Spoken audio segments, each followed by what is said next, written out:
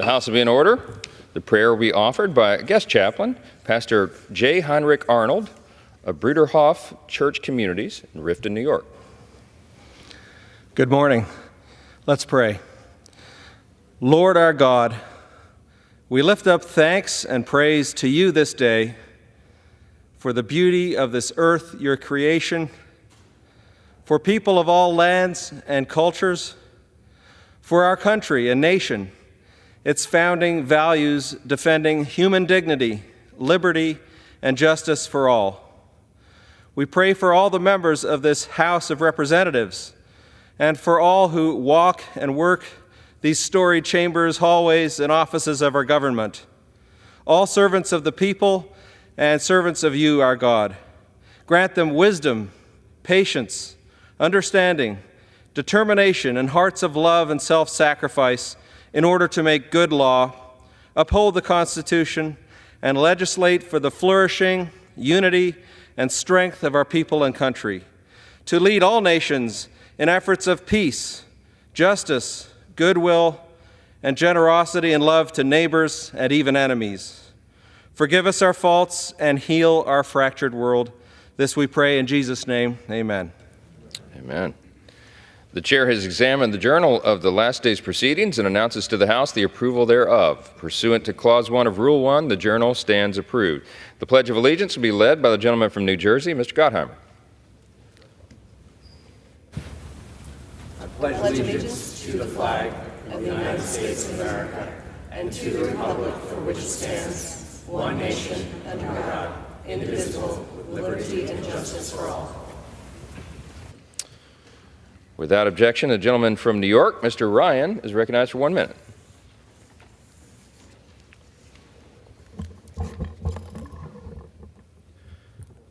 Thank you, Mr. Speaker. I rise to welcome and thank today's guest chaplain, Pastor Heinrich Arnold, representing the Bruderhof community in New York's 18th District. Over a century ago, the founders of the Bruderhof were exiled from Germany for their refusal to fight for the Nazis. They eventually found refuge and freedom here in America. Today, the Hudson Valley is proud to be the home to almost half of the worldwide community of Bruderhof members. They have continued their practice to lead a much simpler life, focused on family, faith, and selfless service. And their example has served and inspired our entire community.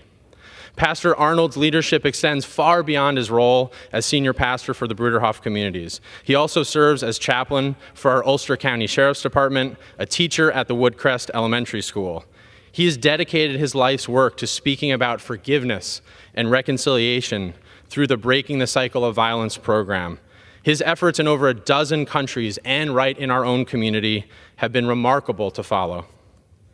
At a time where our country faces such great division, I'm thankful for Pastor Arnold and the entire Bruderhof community for presenting this prayer today, blessing our government as we prepare to make critical decisions in the days to come. I ask all of us to recenter ourselves and work together on these critical issues laid out before us. And as the Bruderhof believe, when you truly love your neighbor as yourself, peace and justice become a reality. Thank you, Mr. Speaker, and I yield back. The chair will entertain up to 5 further requests for 1-minute speeches on each side of the aisle. The chair recognizes the gentlewoman. For what purpose does the gentlewoman from North Carolina seek recognition? I ask unanimous consent to address the House for 1 minute, Madam Speaker. Without objection, the gentlewoman is recognized for 1 minute. Thank you, Madam Speaker. I rise to recognize Jack Miller, an entrepreneur, philanthropist, and champion of civic education. He founded the Jack Miller Center, a nonpartisan nonprofit dedicated to reinvigorating education in America's founding principles and history, an education vital to thoughtful and engaged citizenship. He recognized that the future leaders of our nation lack a fundamental understanding of the founding principles of our republic as well as our history. Madam Speaker, we can agree that Mr. Miller's endeavor is of paramount importance, and it underscores a serious demand that we prepare future generations of Americans to become both informed and engaged citizens. Thank you, Mr. Miller, for your continued work in ensuring that America's bedrock principles remain alive and revered. I yield back. For what purpose does the gentleman from California seek recognition? Madam Speaker, I ask unanimous consent to address the House in 1 minute and to revise and extend my remarks. Without objection, the gentleman is recognized for 1 minute. Madam Speaker, today I rise to recognize a profound loss in the Japanese American community, the passing of Sakaya Aratani.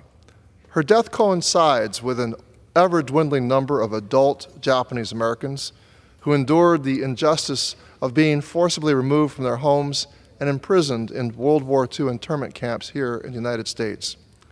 She and her late husband, George Aratani, made a remarkable, successful post-war journey in business and became important philanthropic figures within the Japanese American community and beyond. Every year, I would see her at community gatherings for various Japanese American organizations that she and her husband supported. And every year, I was struck by her grace, elegance, and intelligence. My heart goes out to the Aratani family, and I join with the rest of the Japanese American community in mourning her passing, and I yield back, Madam Speaker. For what purpose does the gentleman from Alabama seek recognition? Ask unanimous consent to address the House 1 minute, Madam Speaker. Without objection, the gentleman is recognized for 1 minute.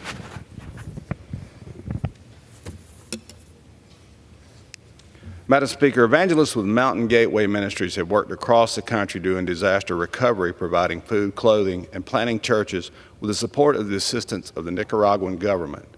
Americans and their Nicaraguan counterparts associated with Mountain Gateway have made it their mission to spread the hope of the gospel to the Nicaraguan people for nearly 30 years. In January, the Attorney General of the Nicaraguan government began pursuing charges against 3 U.S. citizens associated with Mountain Gateway and 11 of the Gateway Nicaraguan pastors on trumped-up charges of money laundering and organized crime. Since then, 11 pastors have been charged with up to 15 years in prison and a combined $1 billion in fines. These pastors were working to bless the people of Nicaragua, and now all their personal property has been seized. They have no legal representation, which is a violation of their human rights. These sentences leave families without income, children without mothers and fathers, simply for sharing the good news of Jesus. I am deeply concerned these citizens and pastors are being targeted for sharing their faith. I ask the Nicaraguan government to release the imprisoned pastors immediately. Matthew 5:10 says, "Blessed are they which are persecuted for righteousness' sake, for theirs is the kingdom of heaven."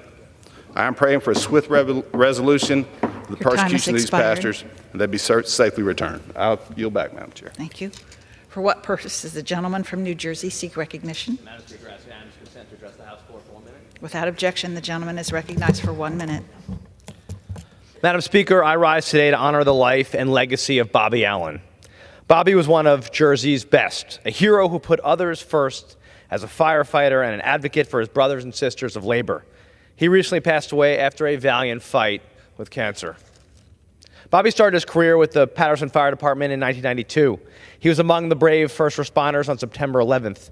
In recent years, he became a labor leader, serving as president of FMBA Local 2 and chairman of NJFMBA's legislative committee for more than a decade. Bobby will live on through his beloved relationship and big personality, and those who loved him in the firefighter community, his family, of course, and all of his friends. And the legislation he championed, which improved the lives of thousands of career firefighters and retirees. Because of his advocacy for the Fire Act, firefighters nationwide are safer and better equipped to protect our communities. As we mourn the loss of Bobby Allen, we think of his wife, Marianne, his parents, retired Patterson Battalion Chief Edward Allen and Peggy, and his many other friends and family other members. Madam Speaker, I ask my colleagues to join me in remembering Bobby Allen. For what purpose does the gentleman from North Carolina seek recognition? Unanimous consent to address the House for 1 minute. Without objection, the gentleman is recognized for 1 minute. Madam Speaker, today 14 U.S. textile manufacturing plants stand idle, and much of the rest of American manufacturing is endangered by a new threat from China that this Congress could end at a stroke. In just the last 2 years, roughly, Chinese online marketplaces have exploded in size. selling cheap goods at dumping prices into the American market. What's causing this? Well, they learned to exploit fully the de minimis tariff loophole. In 2023, nearly 1 billion packages entered the U.S. through the $800 de minimis loophole, nearly 4 million individual shipments per day. That's not de minimis business, it's big money.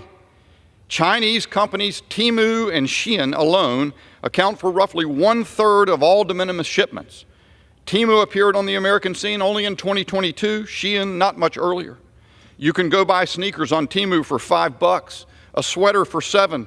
Temu reportedly loses $30 per order in a deliberate strategy to flood the U.S. market with cheap crap and move toward market dominance. It's not only textiles. Your time has expired. We should close this loophole today. Yield back. For what purpose does the gentlewoman from Pennsylvania seek recognition? Madam Speaker, I seek unanimous consent to address the House for 1 minute and to revise and extend my remarks. Without objection, the gentlewoman is recognized for 1 minute. Thank you, Chairwoman. Together, we are witness to war in the Middle East. Yet so many of us are divided in our righteous anger and desire for peace. At home, I speak with friends and family and constituents who want what is just. Nevertheless, I also see how we speak past each other, missing the common humanity of both Israelis and Palestinians, the innocent people on both sides who work, live, play on lands now ravaged and scarred by war. So let me be clear, I condemn Hamas, and yet I decry Mr. Netanyahu's prosecution of this war. That is why I called for a bilateral ceasefire and a release of all remaining hostages in February. I hold both beliefs, not as an equivalence or political spin, but as a principle to stand with the innocent, with Palestinians and Israelis who must know peace and security in their lifetime.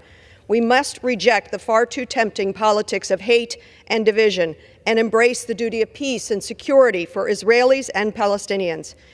In time warped by hate, I lean on my faith, Your time on the has wisdom expired. of the Beatitudes. Blessed are the peacemakers, for they shall be called children of God. I yield back.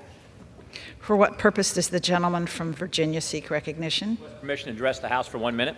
Without objection, the gentleman is recognized for 1 minute. Madam Speaker, I rise to recognize World War II veteran Elmer Koch of Danville, Virginia, who recently turned 100 years old. After finishing high school, Elmer joined the U.S. Maritime Service Radio School. He underwent his training in New York and Massachusetts, learned Morse code, and was promoted to warrant officer. In 1945, he joined the William J. Palmer, a Liberty ship carrying the products of the arsenal of democracy to American forces and allies around the world.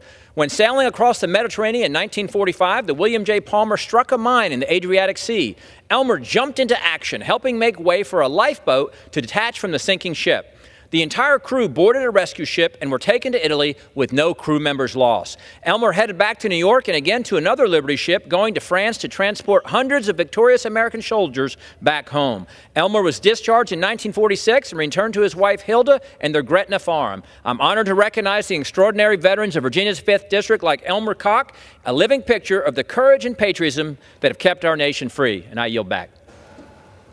For what purpose does the gentlewoman from Hawaii seek recognition? Madam Speaker, I ask unanimous consent to address the House for 1 minute and to revise and extend my remarks. Without objection, the gentlewoman is recognized for 1 minute. Thank you, Madam Speaker. On August 8th, 2023, there were many heroes that exhibited courage and bravery as wildfires ravaged Maui and Hawaii Island. Today, it is my honor to recognize one of those heroes, Captain Riley Kuhn, a third-generation mariner and co-owner of one of Maui's oldest family boating companies, Trilogy Excursions. When the Coast Guard called for help, Riley and 6 other Trilogy captain and crew members answered the call, rescuing countless people who had jumped into the ocean to escape the flames and transporting them to safety. Battling 80-mile-per-hour winds, intense heat, and smoke, Riley saved lives as they conducted emergency rescues throughout the night and into the next morning. For his courageous efforts, the Congressional Medal of Honor Society selected Riley from over 200 nominees nationwide as the 2024 Single Act of Heroism honoree.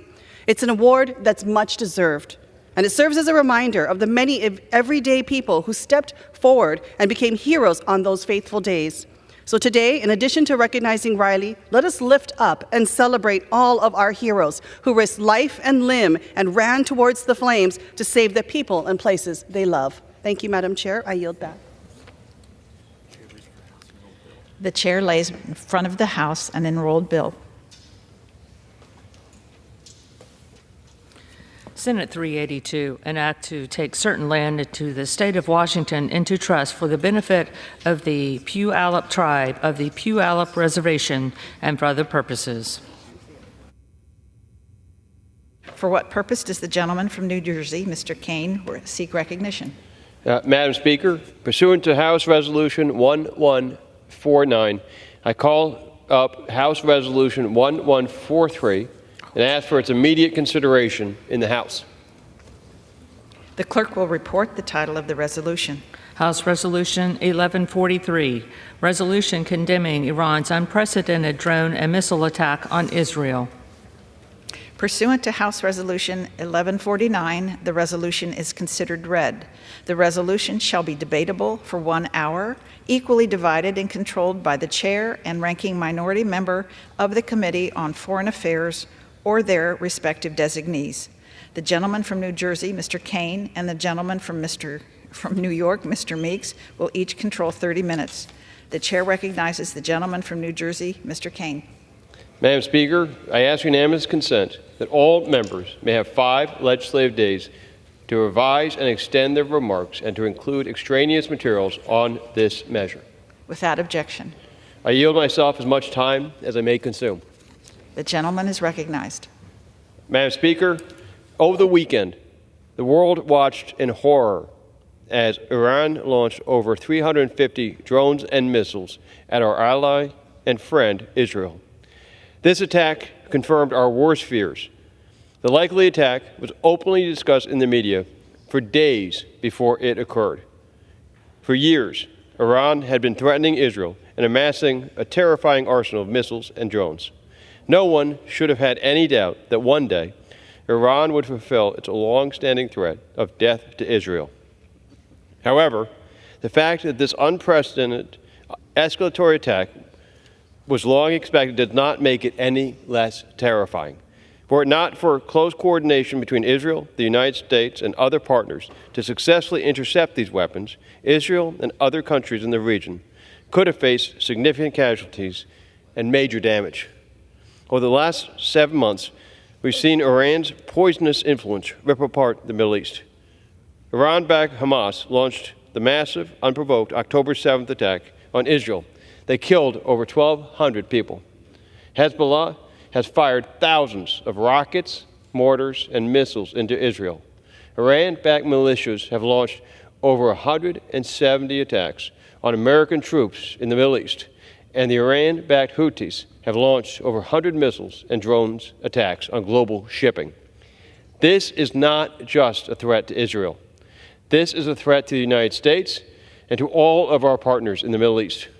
And that is why this moment is of such tremendous strategic importance. Iran and its proxies are testing the resolve of Israel, the United States, and the international community. We absolutely must restore deterrence against Iran to protect our vital national security interests in the Middle East. And that means standing shoulder to shoulder with our friend and ally, Israel. We are stronger together. Together, this coalition literally shot missiles and drones out of the sky, protecting cities and citizens alike. Like some of my colleagues over the Easter recess, my wife Rhonda and I traveled to Israel, and we were able to see firsthand the impacts of the conflict on the people there. The resolve of the Israeli people is stronger than ever.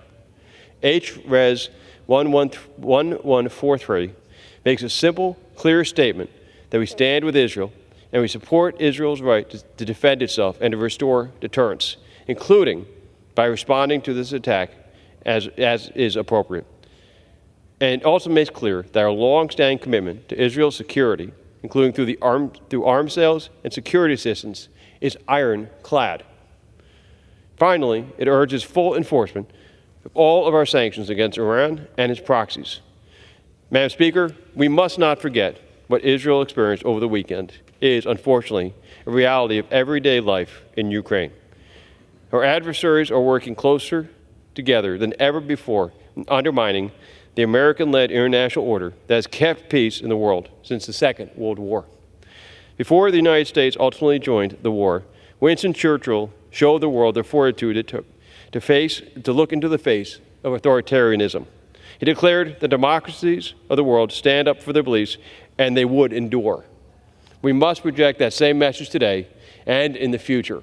Our allies and our partners are watching what actions this body takes. We must project that Churchillian confidence. I reserve the balance of my time. The gentleman reserves. The gentleman from New York is recognized. Thank you, Madam Chair. I yield myself such time as I may consume. Gentleman is recognized. I rise in support of the gentleman from New Jersey's resolution 1143, condemning Iran's unprecedented drone and missile attack on Israel. Like every member of this body, I'm horrified by Iran's direct attack on Israel. In retaliation for Israel's targeted strike against 2 Iranian military generals in Damascus on April 1st, Iran launched more than 300 drones and powerful missiles at Israel's population, Jews, Muslims, and Christians alike. The great success of Israel's missile shield, co-developed by the United States of America and the combined forces of the U.S. military, France, the UK, and Jordan, prevented significant death and destruction. And our thoughts and hearts are with the young Israeli Bedouin girl who is recovering today from injuries she suffered during and due to the Iranian projectile. And I stand strongly with the people of Israel and their defense against both direct and proxy Iranian attacks, and support this resolution being offered by Representative King. Israel, of course, has the right to defend itself like any other country. But as a true friend of Israel, I do encourage the Israeli government to be smart and strategic as it considers its response. And I urge this body not to beat the drums of war. As Secretary Blinken recently said, an escalation of the conflict is not in the United States or Israel's interests. And I understand, believe me, I really understand the rage felt by Israel towards the government of Iran, a government hell-bent on wiping Israel off the map. The 2 generals whom Israel eliminated worked day and night to provide Iranian proxies the lethal materials and strategy necessary to significantly harm the state of Israel. And I also understand the need for Israel to maintain strategic deterrence. Iran needs to know there will be serious consequences if it attempts to harm Israel. Deterrence serves to prevent expansion of conflict. But I also understand the massive consequences of Israel and Iran descending into a broader war and what that would mean for the United States and the rest of the entire world. An expanded Israel-Iran war would distract from the ongoing conflict in Gaza, a conflict that must end while assuring the elimination of Hamas's military capabilities. We still have the challenges that we must get and must free the hostages remaining in Gaza and achieve a humanitarian ceasefire. Famine and the current humanitarian catastrophe must be reversed at all costs. And there must be a realistic plan for the future governance and reconstruction of Gaza, one that results in Palestinian control of the Strip. An expanded Israel-Iran war could also serve to drag the United States of America deeper into the conflict. As the ongoing debate on the supplemental should make clear, the United States already has a lot on its plate. My colleagues, please remember that Russia's war of aggression in Ukraine remains unfinished business, and that Ukraine is losing ground to Russian forces due to Donald Trump's interference in our emergency supplemental process. The future of Europe is urgently at stake. Already there are dangerous conflicts simmering throughout the Middle East region, including continued attacks by the Houthis in Yemen against international shipping and U.S. military forces. China still has its sights set on Taiwan as it strengthens its relationship with both Iran and Russia. And an expanded war in the Middle East would put American soldiers deployed in the region in greater danger. It would harm the American middle class and global economy, still clawing back pandemic-spurred inflation, just as our economy is beginning to rebound. And there are those amongst us, I'm asking those amongst us who think it is wide to open a broader war in the Middle East this week. Do we want to further encourage Iran to rush and build and test a nuclear weapon? Do we want to give Vladimir Putin and Xi Jinping the satisfaction of the United States being bogged down in war? China and Russia would love to see the United States embroiled and distracted in the Middle East as they continue their nefarious destabilizing objectives in Europe and the Indo-Pacific. We should not let that happen. I will conclude my remarks where I started. We stand strongly with the state of Israel and its right to defend its people. Israel, without question, has the right to defend itself. And I hope that strategy and thoughtfulness rule the day. Not rage, not revenge. There's too much at stake, and I reserve the balance of my time. The gentleman reserves. The gentleman from New Jersey is recognized. I yield as much time as he may consume to the gentleman from California, Mr. Kiley. Thank you. I stand in strong support of this resolution condemning Iran's unprecedented missile and drone attack on Israel. However, it is important to note that for the people of Israel, attacks and threats from Iran are far from unprecedented. Every single day, the people of Israel face attacks from Iran's terrorist proxies that literally surround the state of Israel. Hezbollah, the Houthis, and of course Hamas. And we saw the consequences of Iran's massive support for these terrorist proxies play out in such horrifying fashion on October 7th. Now, with this latest unprecedented attack directly from Iran, we saw almost all of the missiles and drones intercepted. And this is a testament to the strength and the importance of the U.S.-Israel relationship, both in terms of the partnership that has allowed Israel to develop such an impressive capacity to defend itself, and in terms of the collaboration that was on display. And I am glad that we will soon have an opportunity to provide long overdue support for Israel in this time of such great importance for the region.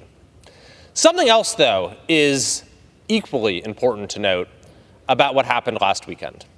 And that is that you had regional allies, other countries in the region, also rally to Israel's defense. This is something the likes of which we have not seen before. And it speaks to the extraordinary success of the Abraham Accords to usher in a new era of peace in the region. This, of course, is exactly what Iran does not want. This is the reason for their desperation, is they understand what is unfolding. If they do not respond, if they do not somehow stand in the way of it. So this is a time not only for the United States to stand with our ally Israel, but for every nation around the world that values peace, freedom, and democracy to do so as well. I strongly support this resolution. I would hope it passes this House with strong, unanimous bipartisan support, and I yield the remainder of my time. The gentleman from New Jersey reserves. Yes. The gentleman from New York is recognized. I continue to reserve. The gentleman reserves. The gentleman from New Jersey is recognized. Thank you. Thank you, Madam Speaker. As people are here witnessing and speaking about the attacks are all interconnected. Iran, Russia, and China all are seeking to do harm to to our nation and to the Western rules-based order. It's extraordinarily important in these times that we show strength and unity of purpose.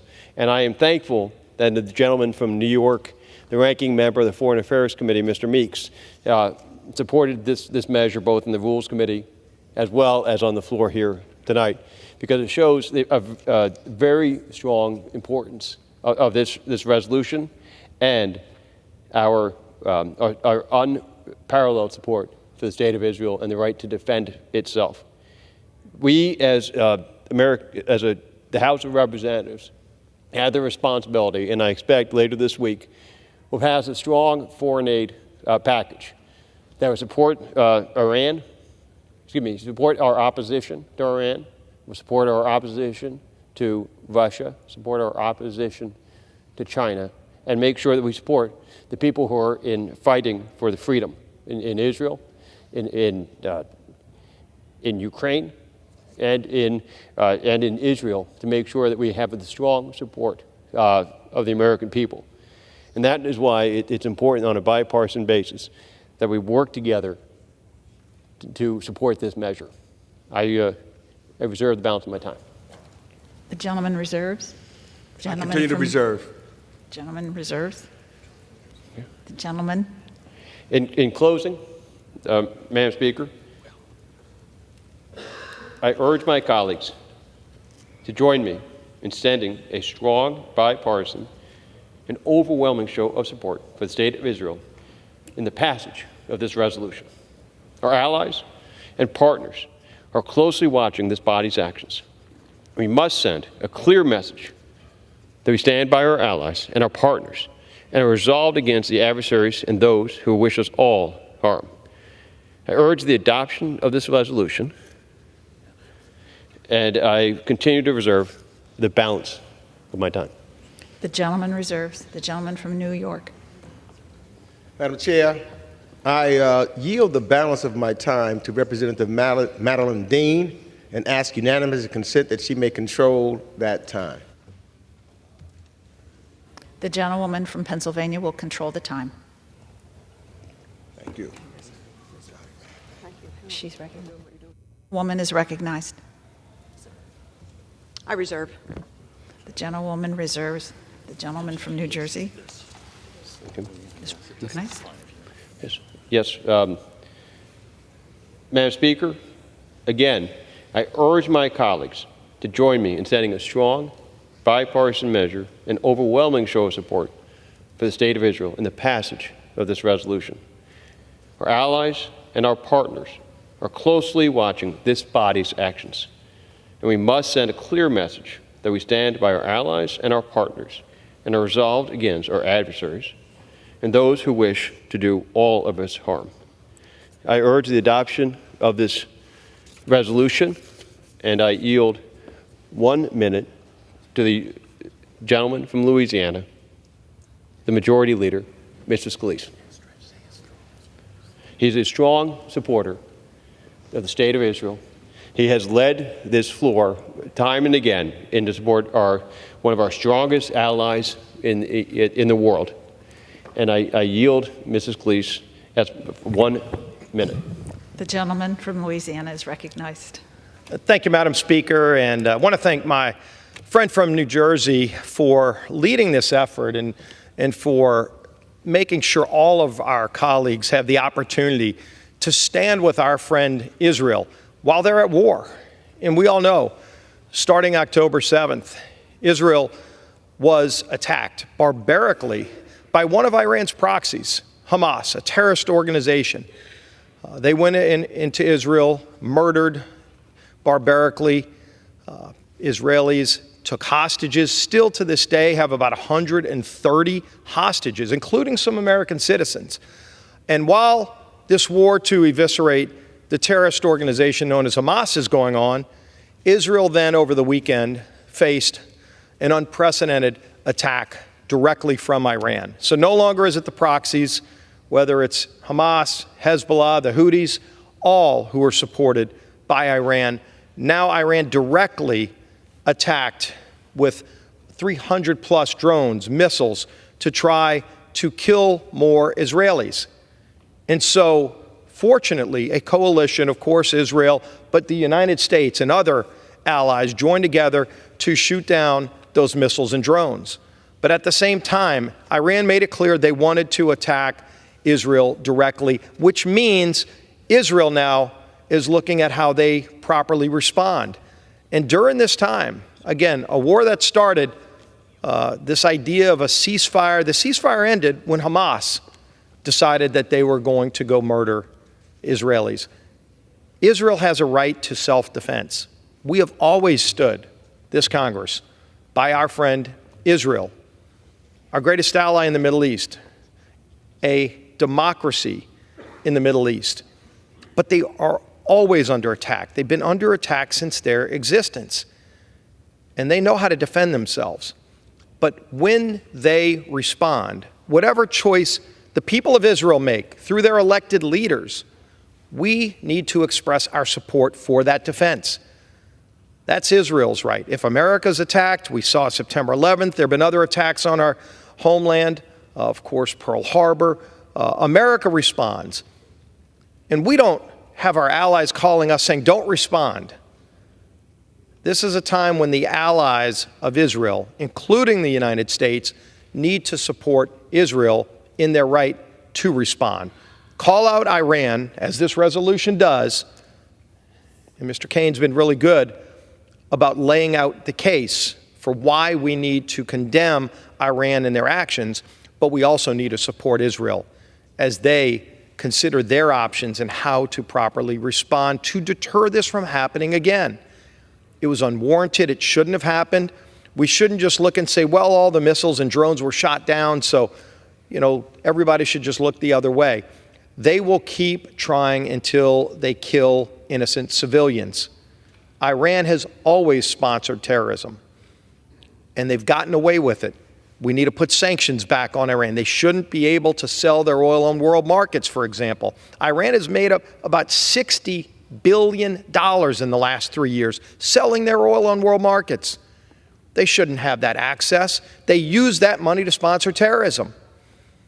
And now they're using that money directly to attack our friend and our ally, Israel. And while Israel's under attack, now more than ever, we need to be unequivocal in our support for our friend Israel in the right to self-defense. So God bless the people of Israel. We stand with them. This resolution makes it very clear. And I thank again my friend from New Jersey for bringing this important piece of legislation and urge its adoption. Madam Speaker, I yield back. I reserve. The gentleman from New Jersey reserves. The gentlelady from Pennsylvania is recognized. Madam Speaker, I'm prepared to close. The gentleman reserves. Yes. The gentleman from New Jersey. I'm ready to close and yield back my time if you want to. Thank you. He did. The gentleman reserve. The lady from Pennsylvania is recognized. Thank you, Madam Speaker. I stand by Israel and its right to defend itself and condemn in the strongest of terms Iran's direct attack on our ally. And it is my hope that Israel listen to what many of its allies are saying and not take steps that lead us into a greater regional war. As President Biden has said, our defense against Iranian threats to Israel is ironclad. We have Israel's back, and we will not yield to Iranian threats. I support this resolution and I yield back the balance of my time. The gentlelady yields. The gentleman from New Jersey is recognized. I urge the adoption of this resolution, and I yield back the balance of my time. The gentleman yields. All time for debate has expired. Pursuant to House Resolution 1149, the previous question is ordered on the resolution and the preamble. The question is on adoption of the resolution. Those in favor say aye. Those opposed, no.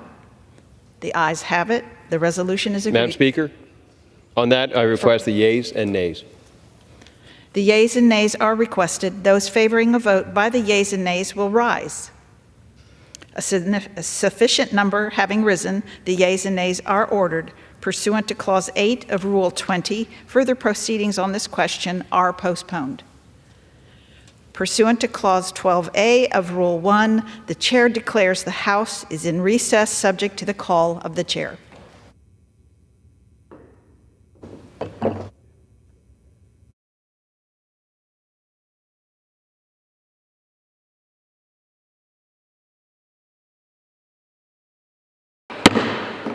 The House will come to order.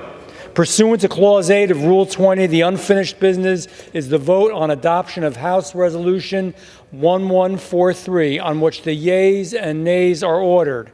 The clerk will report the title of the resolution. House Resolution 1143, resolution condemning Iran's unprecedented drone and missile attack on Israel. The question is on adoption of the resolution. Members will record their votes by electronic device. This is a 15-minute vote.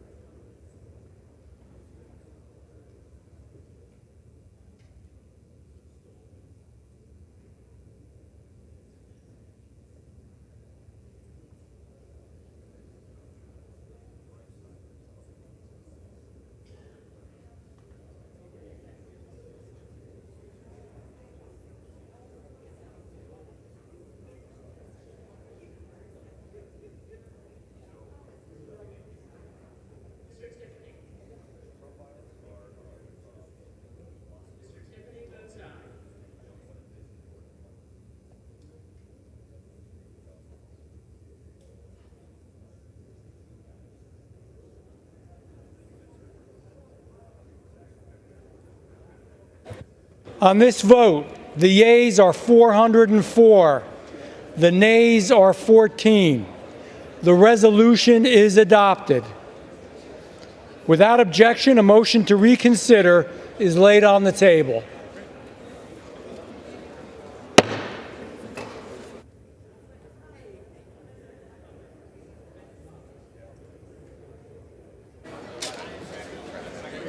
Howard.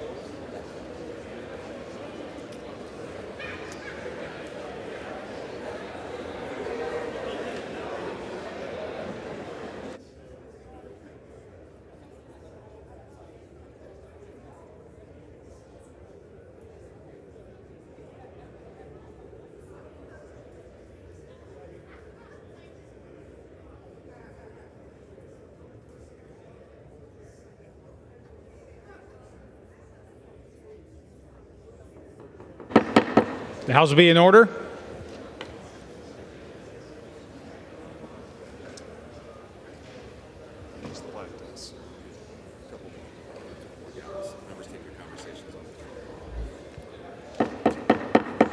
Members, please take your conversations off the floor.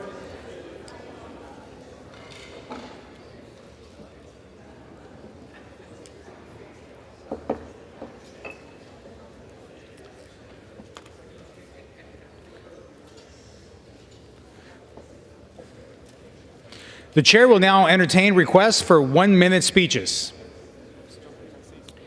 For what purpose does the gentleman from Tennessee seek recognition? Unanimous consent to address the House for 1 minute, revise and extend my remarks. Without objection, the gentleman is recognized for 1 minute, and I would like to remind our members to please take your conversations off the floor. Please do so now. Thank you, Mr. Speaker. Y'all hold it down, please. Mr. Speaker, I rise to honor Lance Corporal Gary Koontz. Gary enlisted in the Marines on October 26, 1967, attended basic training at Parris Island, South Carolina. After basic training, Gary was shipped to Vietnam, where he drove a truck that carried supplies. After a short time, he was then transferred and was a door gunner with the 1st Marine Aircraft Wing. His unit played a crucial role in Operation Dewey Canyon, and their legacy remains tied to the challenges and triumphs of the Vietnam War. During his service, he was awarded the National Defense Service Medal, Mr. Speaker, the Vietnamese Campaign Medal and device, Vietnamese Service Medal with device, Combat Air Crew Insignia, Good Conduct Medal, and the Air Medal Award and Strike Flight Port. When Corporal Koontz returned home, he was transferred to the Marine Reserve to complete his obligation. Once returning to Knoxville, he became a realtor, super successful, and developer, and he's an active member of the Vietnam Veterans of America. He recently worked with the VA and local assisted living facility to help a veteran get transferred closer to his wife. He is always calling me about veterans and the problems they're having, and he's trying to work to resolve them. It's my honor to recognize Corporal Koontz as the Tennessee 2nd District April 2024 Veteran of the Month, and he is an incredibly good friend, and dadgum, he's just a great American. Thank you, Mr. Speaker. I yield back the remainder of my time. For what purpose does the gentlewoman from California seek recognition? To revise and extend my remarks. Without objection, the gentlewoman is recognized for 1 minute. Order, please. Members, please take your conversations off the floor. Mr. Speaker, I'm honored to represent a large and vibrant Armenian community in my congressional district. On behalf of those constituents, I rise today to recognize the 109th commemoration of the Armenian Genocide. From 1915 to 1916, the Ottoman Empire systematically massacred the Armenian people. According to the U.S. Holocaust Museum, up to as many as 1.2 million Armenians were killed. This genocide is one of the most painful moments in the world's history, and yet sadly it is not spoken about much. We can never deny or forget the systemic and individual killing and mistreatment of Armenians. We must learn from the terrible history and never lose focus on protecting oppressed and vulnerable people. We owe that to the victims and their descendants who are still reeling and suffering from this cruel and unjust atrocity. I urge my colleagues to join me in standing with the Armenian community. We should all make time to reflect on this solemn day of remembrance. For what purpose does the gentleman from Kentucky seek recognition? Address the House for 1 minute and revise and extend my remarks. Without objection, the gentleman is recognized for 1 minute. Mr. Speaker, I rise today to honor Ginger High Colvin, who was recently announced as the 2024 Women's Basketball Coaches Association NAIA National Coach of the Year. Ginger has been the women's basketball coach at Campbellsville University for 17 years. Ginger has deep ties to Kentucky's 1st Congressional District, growing up in Monroe County and being a basketball star at both Tompkinsville High School and Campbellsville University herself. Ginger's receiving this award for the 2nd year in a row is a testament to her commitment and dedication to her players and the university. Under Ginger's leadership, the Lady Tigers have a 477-98 record, a 31-2 record this season, making it to the NAIA Elite Eight. Congratulations to my friend, Coach Ginger Colvin, on this well-deserved award and another successful season. I yield back. For what purpose does the gentlelady from California seek recognition? Request unanimous consent to address the House for 1 minute and revise my comments. Without objection, the gentlewoman is recognized for 1 minute. Thank you, Mr. Speaker. I rise today during National Public Safety Telecommunicators Week as the first 911 dispatcher in Congress. During America's darkest moments, 911 dispatchers are the first responders, from talking people out of committing suicide to handling active shooter situations. Every single day, 911 dispatchers talk to people during their most difficult time in their life. Despite their hard work, 911 dispatchers are classified as clerical workers, making them first on the chopping block for budget cuts, leading to staffing shortages for an already stressful job. For this reason, I urge Congress to pass my 911 Saves Act and honor 911 dispatchers with a well-deserved reclassification, and I yield back. For what purpose does the gentleman from Pennsylvania seek recognition? Mr. Speaker, request unanimous consent to address the House for 1 minute and revise and extend my remarks. Without objection, the gentleman is recognized for 1 minute. Thank you, Mr. Speaker. Mr. Speaker, I rise today to celebrate the 100th birthday of Charles Colville, a lifelong resident of Cranberry Township in Venango County. Charles was born on March 24, 1924, and he is the oldest of 4 children. He left high school in 10th grade when he was offered a job driving a truck, and a year later, he started working on the railroad. A few years later, in May of 1943, he was drafted into the United States Army at 19 years of age, where he served until 1946. Charles spent 3 years overseas in the Pacific Theater and was even part of the division sent to clean up Hiroshima after the atomic bomb was dropped. Following his discharge in 1946, he was awarded the Combat Infantry Badge, World War II Victory Medal, Good Conduct Medal, Philippine Liberation Ribbon with 1 Bronze Service Star, and the Asiatic Pacific Campaign Medal with 2 Bronze Service Stars.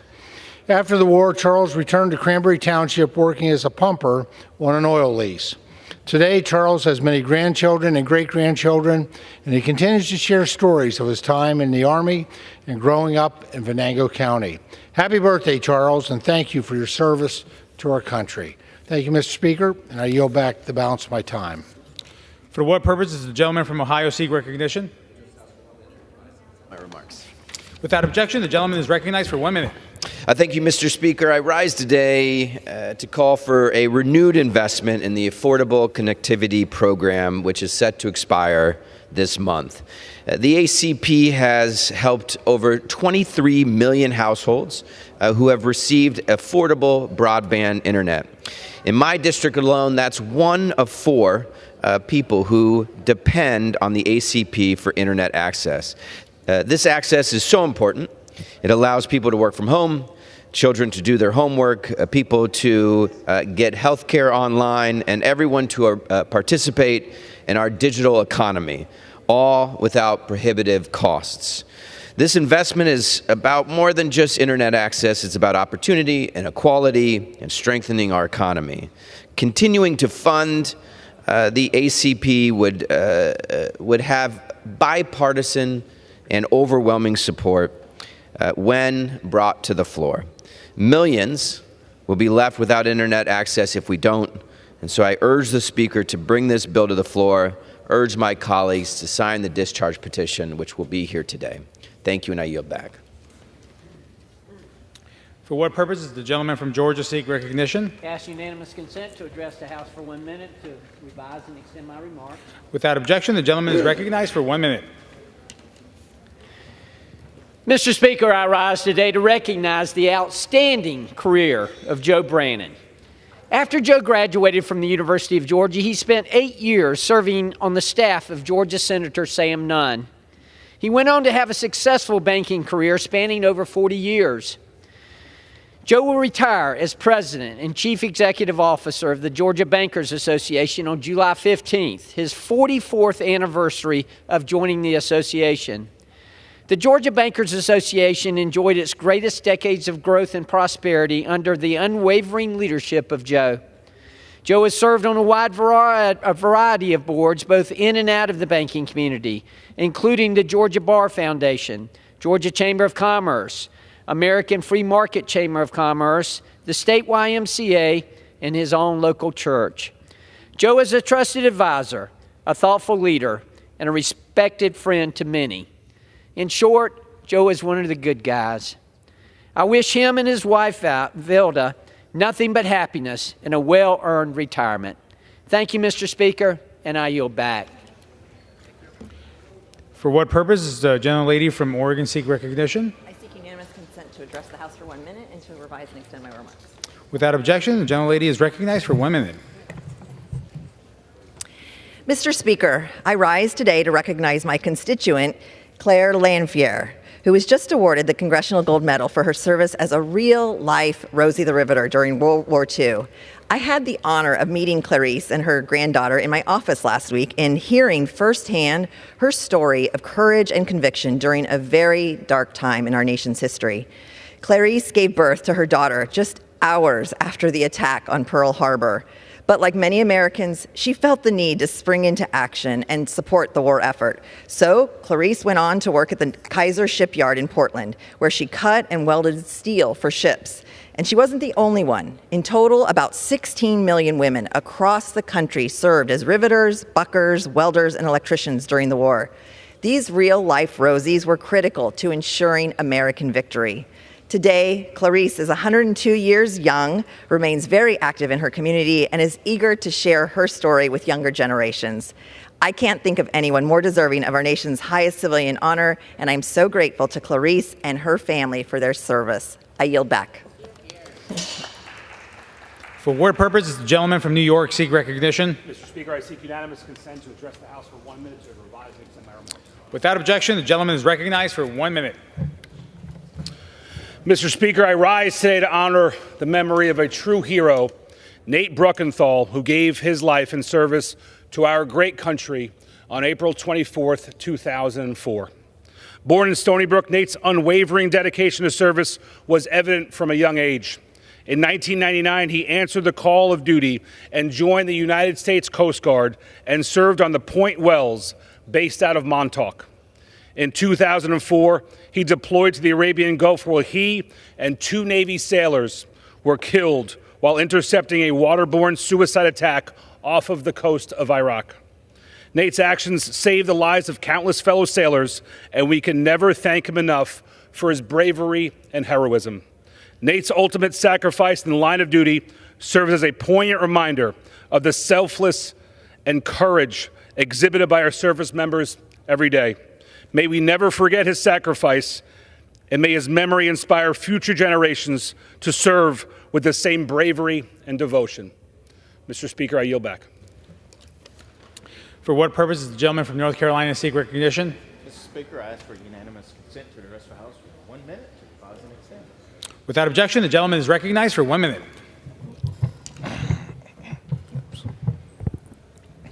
Mr. Speaker, the Affordable Connectivity Program, ACP, a lifeline for 23 million households nationwide, is on the brink of collapse. April marks the end of the program, putting the internet out of reach for many Americans. The ACP is about leveling the digital playing field, especially for rural America. Without action, millions will lose access to high-speed internet. In North Carolina's 1st Congressional District, over 81,000 households rely on ACP for internet access. ACP isn't about luxury. It's essential for our farmers, students, and small businesses. I urge Congress to act now. Thank you so much, Mr. Speaker, and I yield back. For what purpose does the gentleman from Wisconsin seek recognition? Mr. Speaker, I request unanimous consent to address the House for 1 minute. Sir, without objection, the gentleman is recognized for 1 minute. Mr. Speaker, I rise today in honor of Father Robert Cyril Guise, who passed away and entered into eternal life on April 4th, 2024, at the age of 92. He demonstrated through his decades of highly respected godly service around the world that a timeless faith in our Savior Jesus Christ rises above all earthly troubles, and that a man who dedicates himself to bringing the Word of God can shine a light to those in darkness that can never be extinguished. He brought countless souls to Christ and should be commended for this, but I believe that he would have preferred to be remembered as a simple servant of God. In his humility, he gave us an example to follow, this being a reflection of the example of our Savior. Father Cyril was born in Philadelphia, Pennsylvania, to Harry and Mary named McGrath Guise. Father Cyril was a Carmelite friar for almost 65 years. He entered religious life on August 21st, 1950, at the age of 19, and made his first profession of vows a year later, and was ordained to the priesthood on June 6, 1959. After his ordination, Father Cyril was called to minister in the Philippines, and then he was appointed vicar at the church's retreat in Petersboro, New Hampshire. For the next several decades, Father Cyril lovingly served those. In 1994, God called him to Holy Hill, where he served in leadership for a 3-year term as prior and the director of the developmental office. He will be greatly missed by his religious community. And on a personal note, Father Cyril was my Uncle Bob and Auntie Mary Jean's priest. And we all consider him a member of our family who offered the greatest comfort to those of us during their passing, as he did during the passing of our daughter. May God bless him and grant him sweet repose. Mr. Speaker, I ask that Father Robert Cyril Guise's contribution to my state and to the nation and to the world be entered into the congressional record for posterity. And with that, I yield back.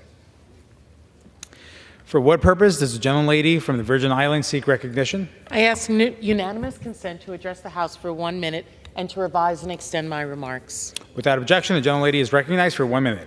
Thank you, Mr. Speaker. Today I rise to speak about the need for congressional support for energy stability in offshore, isolated, underserved areas.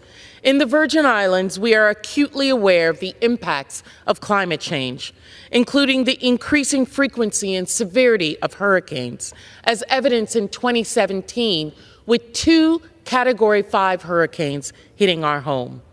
Energy remains the single most critical factor for our territory's future. High electricity costs and power instability continue to hamper economic recovery. Systemic energy instability has direct and indirect negative impacts on sustainable economic development, which magnifies existing societal vulnerabilities. The Biden-Harris administration's energy policy offers the Virgin Islands and places like it a transformative opportunity, including the Energy Department's State Energy Program, Loan Program Office, the Interior Department's Energizing Insular Communities, and EPA's Solar for All programs. We must continue to utilize and champion this administration's vision to enable disadvantaged, isolated areas to define and implement our energy future through a modern-day lens, fundamentally addressing our needs as we see them. Thank you, and I yield back. For what purpose does the gentleman from Michigan seek recognition? I rise today to ask permission to address the House for 1 minute and to revise and extend my remarks. Without objection, the gentleman is recognized for 1 minute. Thank you, Mr. Speaker. And in a time where there's conflict and war throughout the world, it's also good to remember those things that bring a smile to our face, whether it's those people, those traditions, or those places. And today's tribute is one of those in my life. It's the 100th anniversary of Frank's Restaurant, which is an absolute icon in my hometown of Zeeland, Michigan. It was started by a man named Frank Dionese over 100 years ago, or just 100 years ago, and was family owned. The Dioneses and the Hammers had owned this until just recently. It's the kind of place that every Zealander has memories in and around. It's the kind of place where every true Zealander knows what their go-to order is. Mine happens to be the olive burger with onion rings. And I just want to say thank you to Teresa Vanderswag and the families that have taken that under and made sure that this institution is continuing while it celebrates 100 years in the great town of Zeeland, Michigan. And with that, Mr. Speaker, I yield back. For what purpose does the gentlewoman from Ohio seek recognition? Consent to address the House for 1 minute to revise and extend my remarks. Without objection, the gentlewoman is recognized for 1 minute. Mr. Speaker, I rise today to recognize the strongest town in America.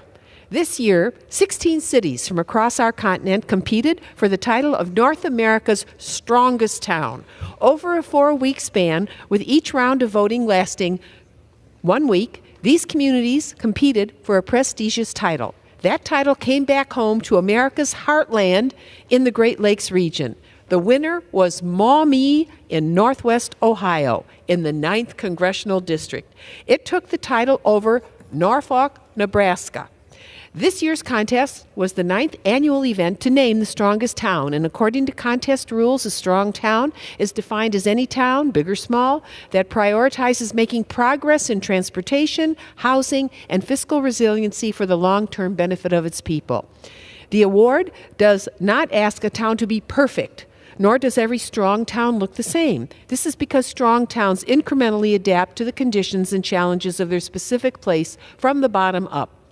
Maumee, Ohio, that exists along the Maumee River, the largest river that flows into the entire Great Lakes, will hold a news conference this morning to formally accept this prestigious title. We in Northwest Ohio couldn't be prouder of Maumee, Ohio. Onward, Maumee. Thank you, Mr. Speaker. I yield back. For what purpose does the gentleman from California seek recognition? Seeking to ask consent to address the House for 1 minute and revise and extend my remarks. Without objection, the gentleman is recognized for 1 minute. Thank you, Mr. Speaker. So, we have this gigantic problem with our sieve of a border. We hear all these ideas of how we can spend lots of money or that the White House can't do anything about it. Well, I remind you that President Trump had many pieces in place that were actually working and bringing the numbers down on illegal immigration into this country. And all we have to do is put these pieces right back in place. President Biden, by executive action, could put these 8 ideas right back in place and not have to do anything with new expenditures or new legislation. We have the laws, we have the ability. It just needs to act. So to hear the president saying, like, well, I don't know if I have the authority, that's bogus. He has the authority. If he wants to take action, he can.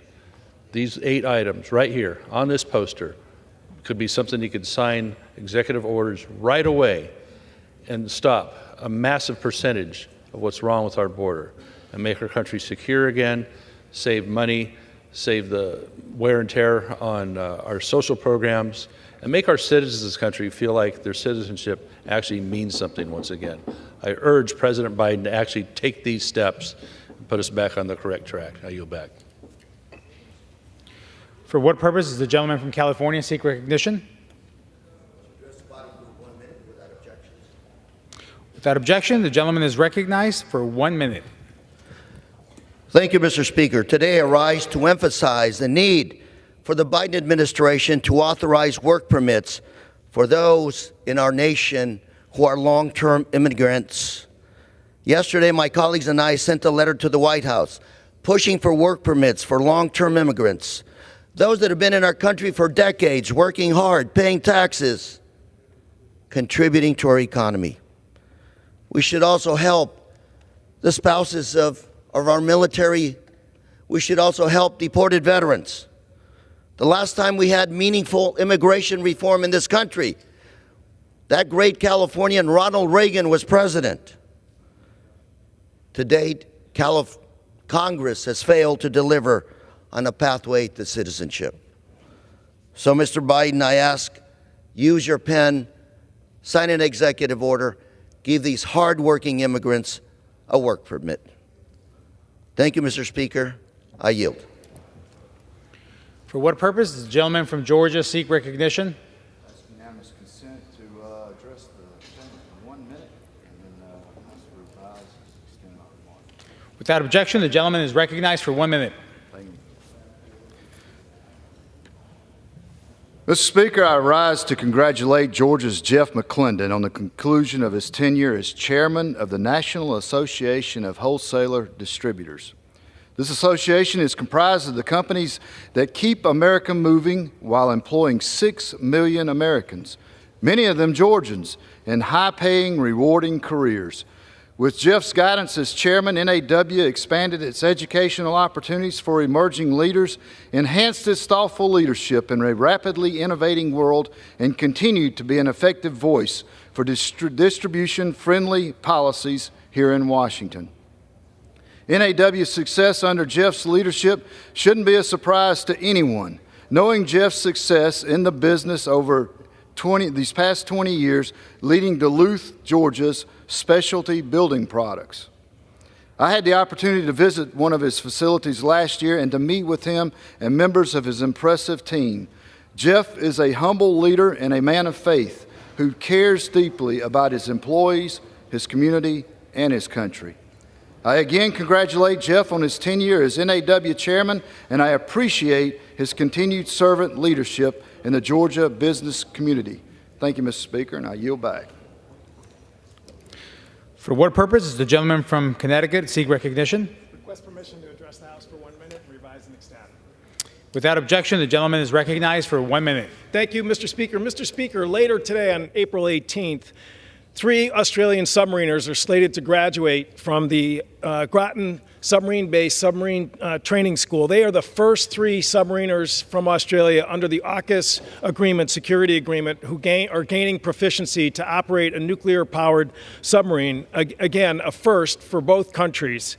After graduating from this course, they will be headed to Naval Base Pearl Harbor for assignment to United States Virginia-class submarines, and this again marks another first, where they will be the first ever Australian naval personnel assigned to a U.S. Navy vessel. Over the next 12 months, 100 Royal Australian Navy personnel will continue in this pipeline to implement the AUKUS agreement, which is one of the smartest collaborations between the U.S., the U.K., and Australia to uplift their submarine capacity to work together for the 3 nations and rebalance the deteriorating security environment in the Indo-Pacific. Congratulations to all, or as they would say in Australian, good on ya.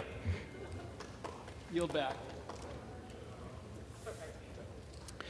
Under the Speaker's announced policy of January 9th, 2023, the gentleman from Texas, Mr. Green, is recognized for 60 minutes as the designee of the minority leader.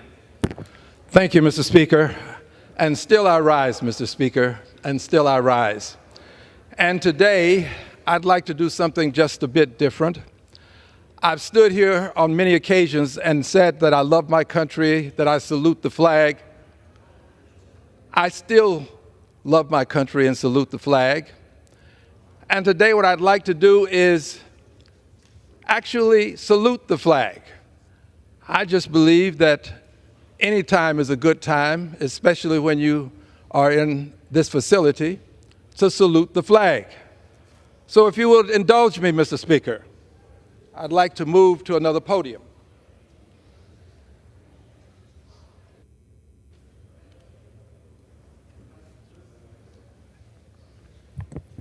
And still I rise, Mr. Speaker, proud to stand here in the well of the House of Representatives. One can but only imagine the great speeches, the oratory that has emanated from this area. But today I want to do something different. I just want to say the Pledge of Allegiance. The Pledge of Allegiance from this very almost sacred place. So those who would like to join me, you but only have to stand, and as you would normally salute the flag, you may do so. If you choose not to, you don't have to. The greatness of America will not be measured by whether the Al Greens of the world salute the flag. The greatness of America will be measured by whether the Al Greens of the world would defend those who choose not to salute the flag, who choose not to say the Pledge of Allegiance, who choose not to sing the national anthem, who choose not to stand for the anthem.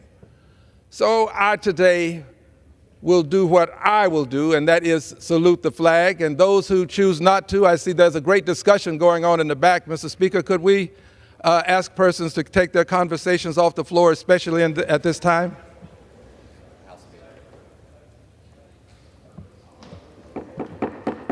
House will be in order.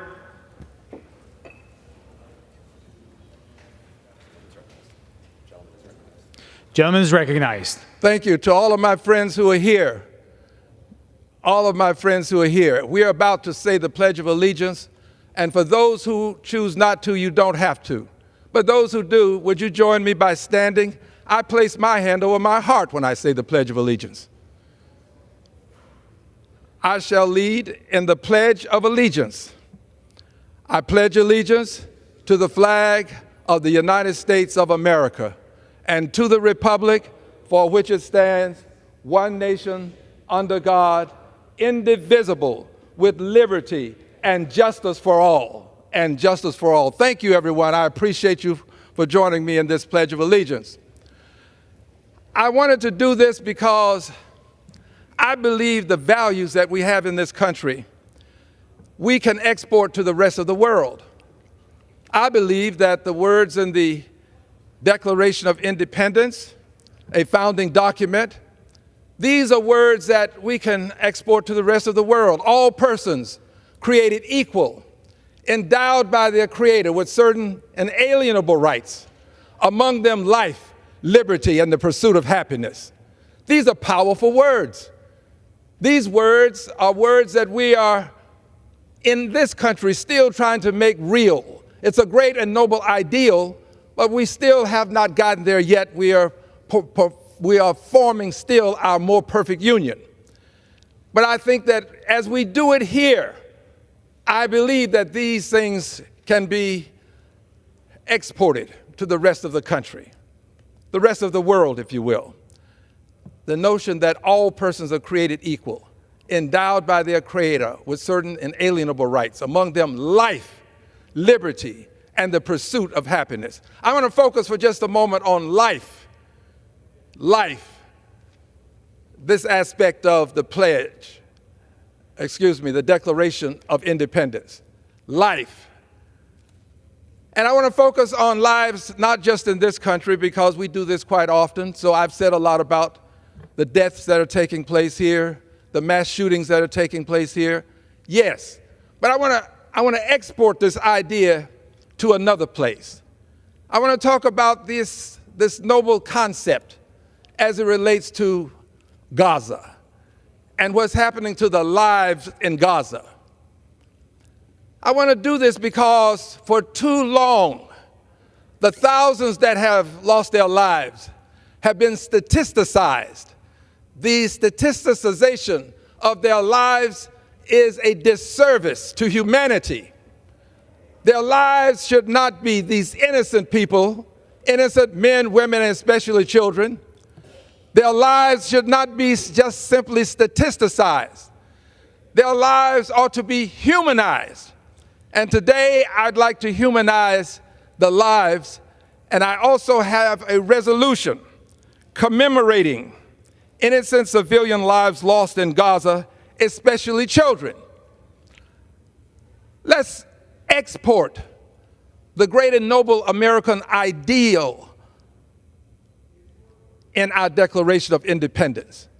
Let's apply it to people on a global basis. So now I shall move back to the podium where I ordinarily make my comments, because I have some paraphernalia there that I'll be introducing. Mr. Speaker, I move to the next podium.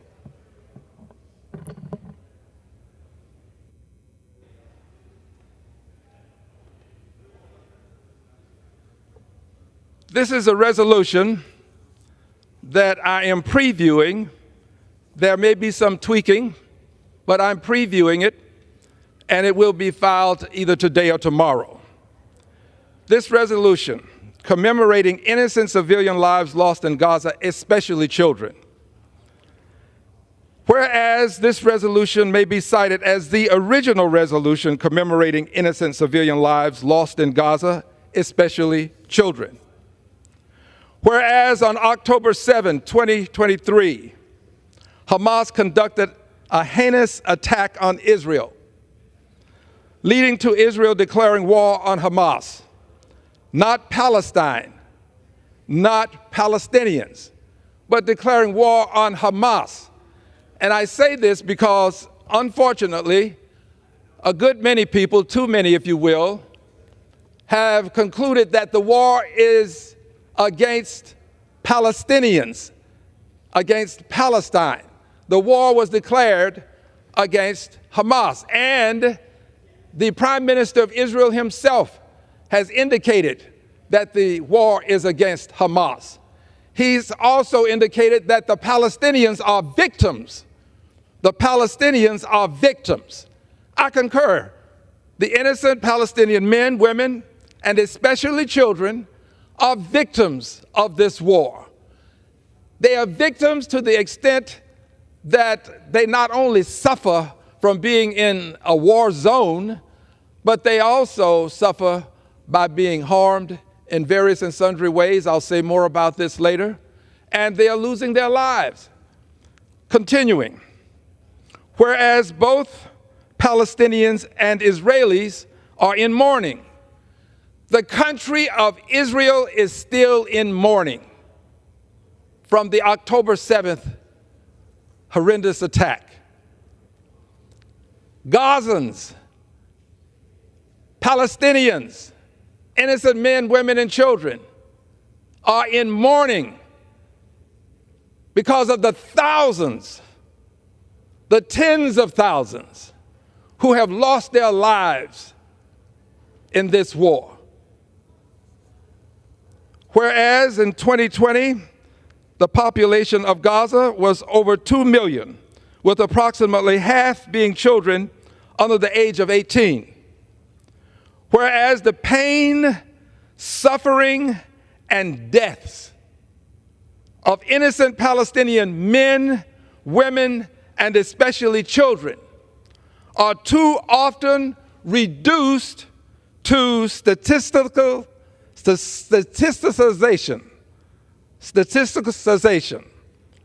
whereas people of goodwill must do more than statisticize the pain, suffering, and killing of innocent civilian Palestinians, whereas people of goodwill must do more to humanize the pain, suffering of Palestinians in Gaza, with explanations of how they lost their arms, legs, eyes, ears, and lives. Let me repeat this, because this statisticization is something that is difficult to say, but also something that we ought not attribute to persons who have lost their arms, legs, eyes and hearing, as well as their lives. This is a very sad circumstance to have to negotiate and deal with. Whereas because of the war, homes, schools, businesses, hospitals, and more importantly, their lives in Gaza have been destroyed. Whereas because of the war, many businesses have been decimated.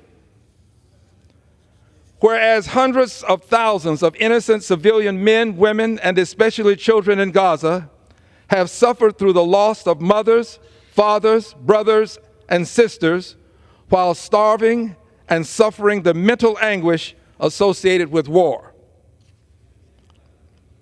Whereas civilians in Gaza live in constant fear of sudden loss of arms, legs, and life. And whereas tens of thousands of innocent civilians, including thousands of children, have been brutally killed in a war beyond their control. Now, therefore, be it resolved that the House of Representatives commemorates the tens of thousands of innocent civilian lives lost in Gaza, especially those of children. The lives lost should be viewed as more than mere statistics. The humanity, the pain, suffering, and deaths of the tens of thousands of men, women, and especially children must be commemorated and memorialized. The killing of innocent men, women, and especially children in Palestine must cease immediately with all possible haste. All hostages must be returned immediately. And we're talking about hostages that are Israeli as well as any that may be Palestinian, but we know that Israeli hostages were taken. And finally, because the United States largesse has contributed to the purchase of munitions used by the Netanyahu administration, the United States must do everything it can to address the humanitarian catastrophe in Gaza, perpetrated by the destruction of homes, infrastructure, schools, hospitals, and also, I would add, the loss of human life. So now what I'd like to do is give you some graphic indications of what this is all about. There's an article from the New Yorker that I'd like to read, dated March 21st, 2020. I'll go through it, and then I'll show you some pictures of what has happened. But first, let's start with this representation. This is a representation of persons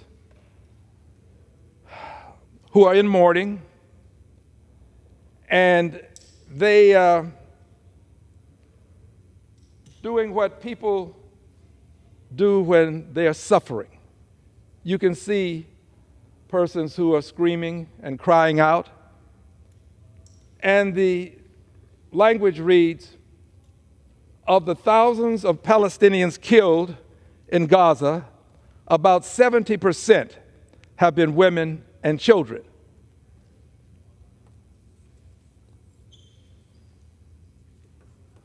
That's quite a large number, 70% about women and children. This representation is of persons who are making an appeal for food. You can see in their eyes a sadness. You can see with their hands extended a plea for food. A plea for food. The language reads, the catastrophic levels of hunger and starvation in Gaza are the highest ever recorded on the IPC scale, both in terms of number of people and percentage of the population. Highest percentage, highest ever recorded. Hunger in Gaza. But now, this picture is a representation that tears at your heart as well, but perhaps even in a more profound way. Because this young lady that you see, this baby, she is without her left leg. And she's on a playground, so one would conclude that she's not in Gaza. You would be correct. But you would be incorrect if you assumed that this injury occurred in some place other than Gaza, because that's where it occurred. And as I will read this article from The New Yorker that I alluded to earlier, you will get a better comprehension of where she is and what happened to her. It's a very sad story. But we have to humanize these thousands of people. We can't just allow them to become numbers. If they're just numbers, it's easy to dismiss them as casualties of war. But they are more than numbers. These are human beings who have suffered. These are human beings who have relatives that are suffering. These are human beings whose lives are never going to be the same.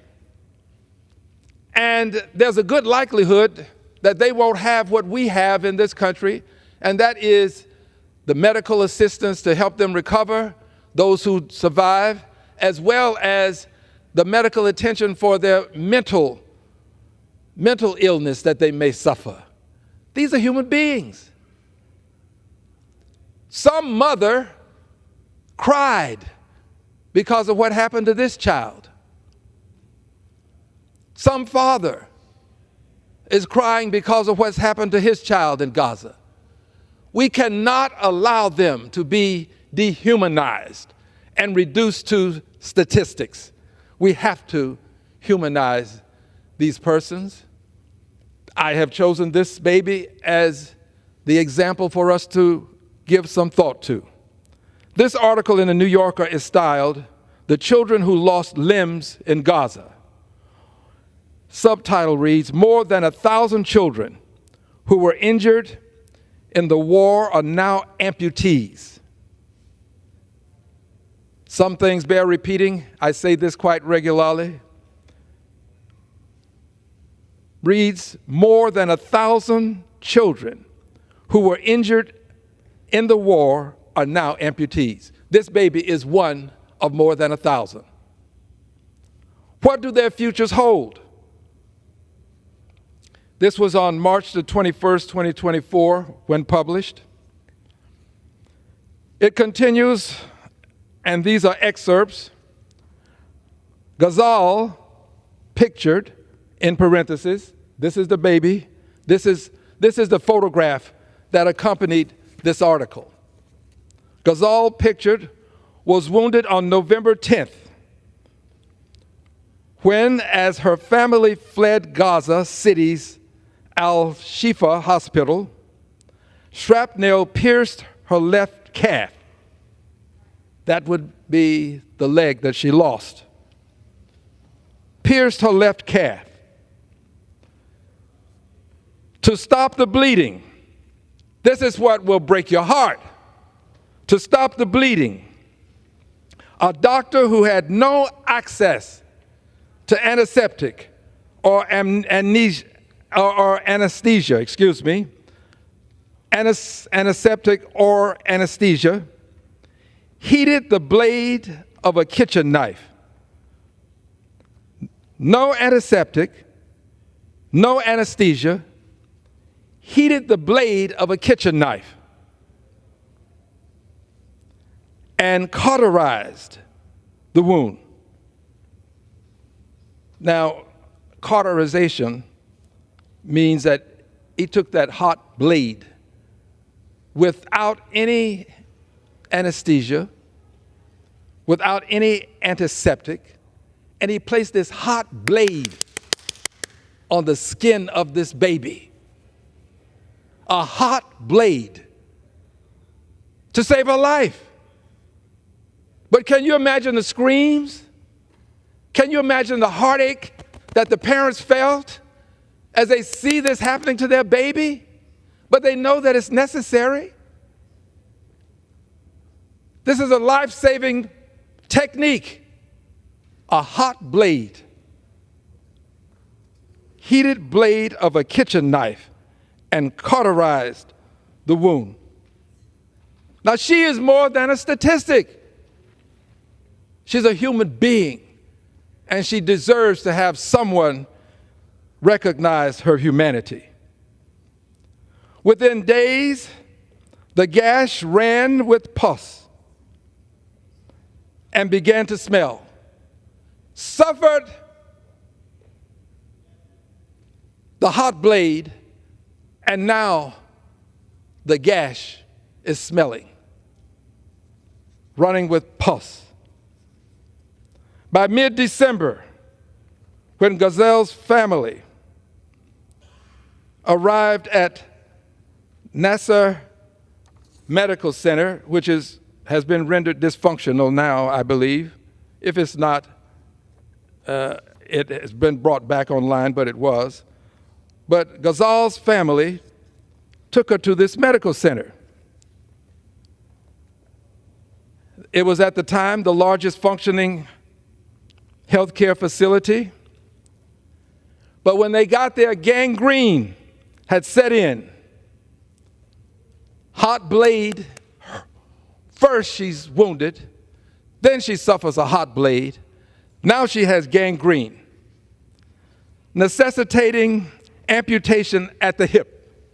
We're talking about the baby in this picture. Let's humanize her. On December 17th, a projectile hit the children's ward of Nasser, meaning this hospital. Gazelle and her mother watched as it entered the room. Here's the mother with her daughter, suffering, having suffered cauterization with the blade of a hot kitchen knife, now in the hospital, and they witness the projectile coming into the ward where the baby is. A projectile hit the ward. Gazelle and her mother watched it enter the room, decapitating Gazelle's 12-year-old roommate and causing the ceiling to collapse. This is the baby that has suffered more than any human being should, and now, while in the hospital, a projectile comes into the ward where she is, and this projectile decapitates the 12-year-old roommate. We have to humanize. We've got to humanize, not statisticize.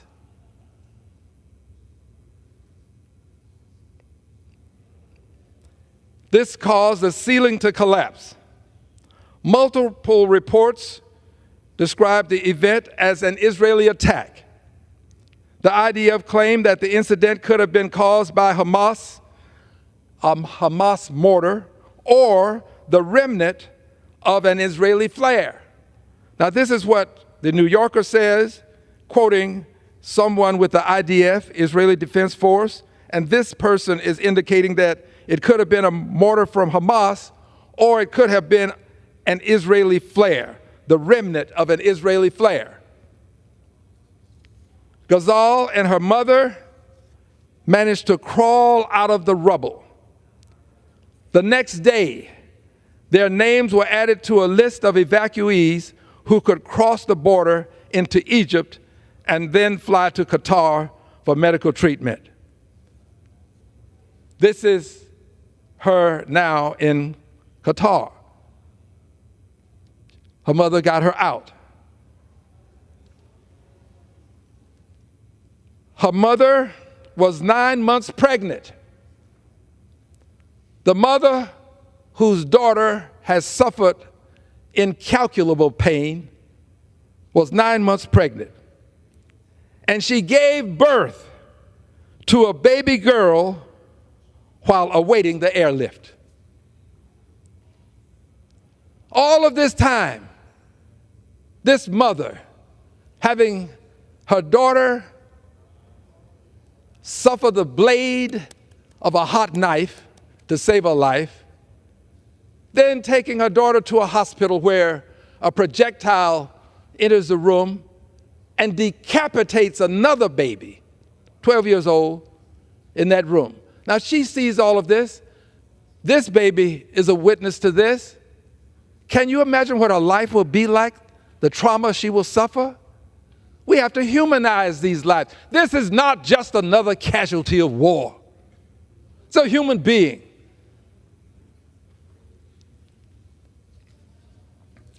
UNICEF estimates that 1,000 children in Gaza have become amputees.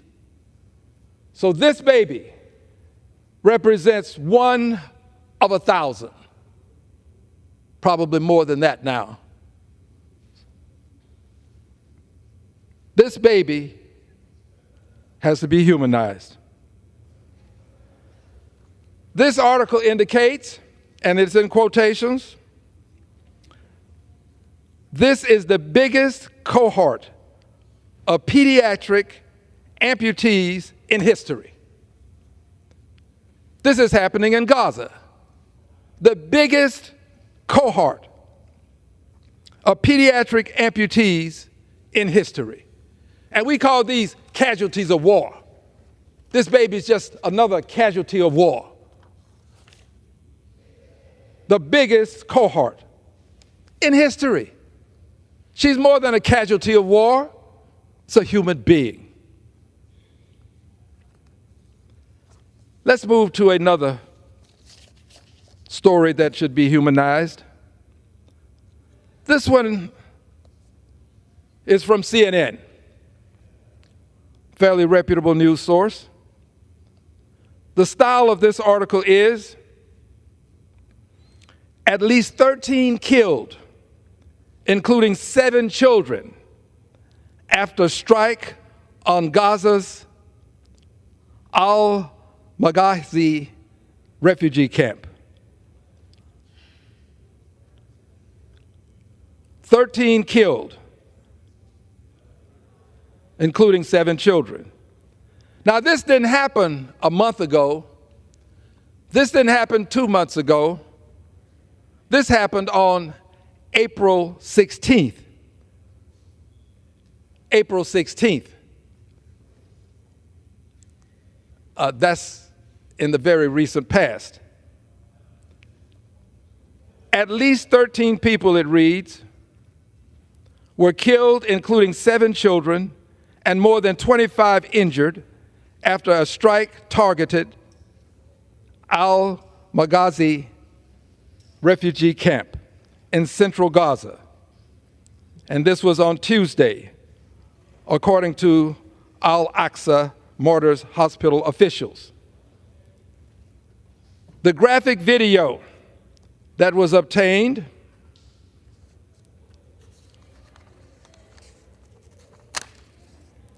exclusively by CNN from eyewitness Nihad Adatala shows several casualties scattered on the floor, including children, with blood streaming around the area. This was Tuesday. This is Tuesday. This is the Tuesday after what happened, sometime after what happened in Israel as it relates to Iran. So this happens in Gaza. As the Netanyahu administration is planning a response to what happened with Iran. How do you think these people feel? What about them? Are we now going to just forget them? We'll just go on to the next fight. And these thousands, tens of thousands, over 30,000, we just sort of put them in the past. I will not. There has to be some justice for these children. This is what's happening to them is an injustice. You cannot, in the name of justice, create an injustice and call it justice. An injustice in the name of justice is still an injustice.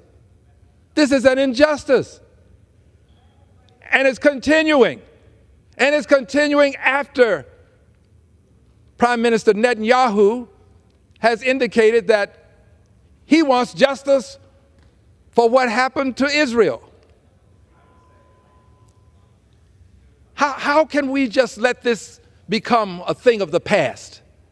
I refuse to allow it to be a thing of the past. So the video shows several casualties scattered on the floor, including children with blood streaming around the area. Dozens of people appear to be running around in panic, screaming, and trying to count and carry the dead bodies. A foosball table covered in dust is seen among the dead bodies. The witness who lives in the camp told CNN he heard an explosion around 3:40 p.m. local time on Tuesday, around 30 to 40 meters away from him. This is his quotation. "I immediately walked to see what happened and found dead bodies thrown on the ground, people screaming, kids dead on the ground. They were just playing foosball, and they were mortared," he said. Footage shot for CNN from inside Al-Aqsa Martyrs Hospital shows a continuous flow of casualties and injured people being ushered in as the emergency room is crowded with patients, including several wounded children crying out on the floor. Children. Remember now, let's go back to the style of this article. At least 13 killed, including 7 children, after strike on Gaza's Al-Mahazi refugee camp.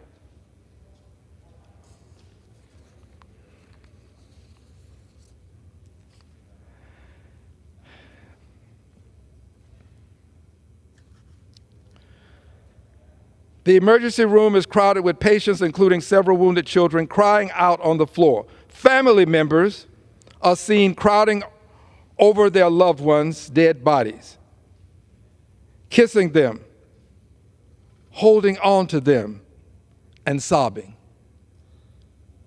These are human beings. They do what human beings do when they suffer these kinds of tragedies.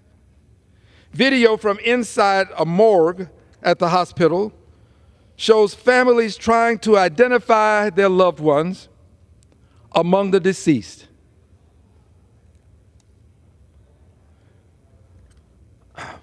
Fatima Issa points to a white body bag with a young boy's bloodied face exposed, telling CNN, "This is my son." A young boy's bloodied face exposed in a white body bag. "This is my son," she says. Another man cries out, "They have nothing to do with anyone. They're civilians. Have mercy on us. Have mercy on us." These people are pleading, appealing to us. And I say us because our fingerprints are all over this. The munitions being used are in some part related to the largesse that we send to the Netanyahu administration. That largesse is the link to us, and we have to do something about it. Have mercy on us. You are killing children. You are not killing an army or fighters. Remember earlier I said the war was declared on Hamas, not Palestinians, not Palestine. Here's a validation of the thinking of the people in Gaza. These people understand what's going on. You are killing children. You are not killing an army or fighters. You are killing children who were peacefully playing in the street. Children playing in the street. One moment there are children running and doing the things that children do, laughing, and the next moment, 7 are dead.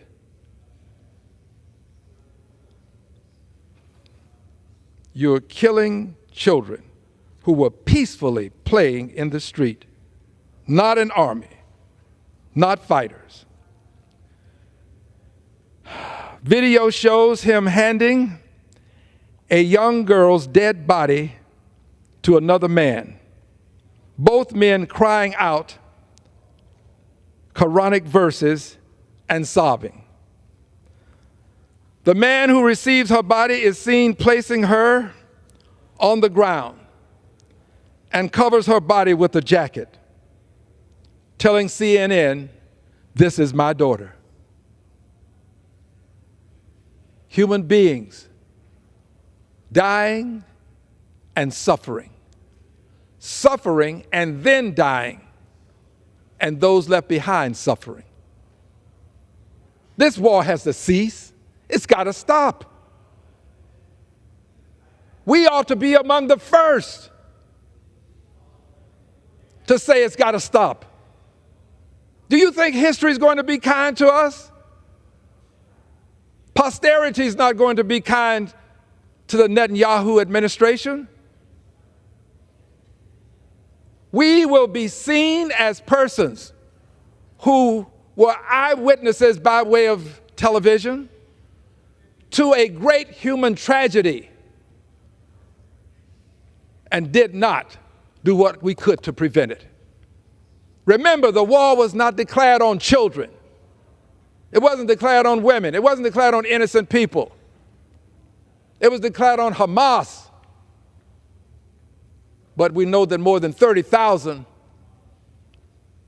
Palestinians have lost their lives, and some of them in horrific ways. There seems to be a means by which the mind can process a person dying as a result of an explosion from one of the bombs that we helped pay for. There seems to be a means by which the mind can process that and see that as something that is not as horrific as if you do it in many other ways. It was just a bomb. Person was just a casualty of war. Just another number, that's all. We need to move on. And my fear is just that at some point, Mr. Netanyahu, Mr. Prime Minister Netanyahu, will decide enough is enough, And we will then say, he has now moved on. But do you think this baby will have moved on? You think her parents will have moved on? You think the people who are suffering now will have moved on? This is a rest of their lives incident. Incident. What a kind way to say it. This is a rest of their lives tragedy. This is a rest of their lives slaughtering of human beings. You think they can just move on?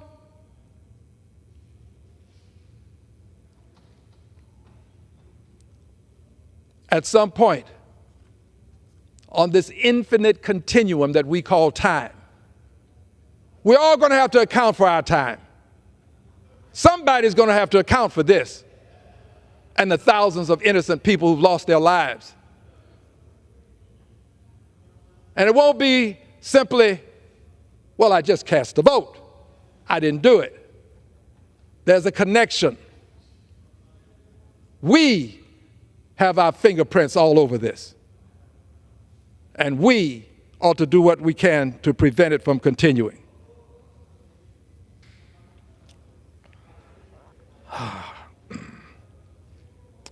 The man who has said this is his daughter, he indicates, this is my oldest daughter. Her name is Luan. She is 9 years old. This man has lost his 9-year-old daughter, and it goes on to indicate the strike hit them while they were playing out in the street. They are all just children.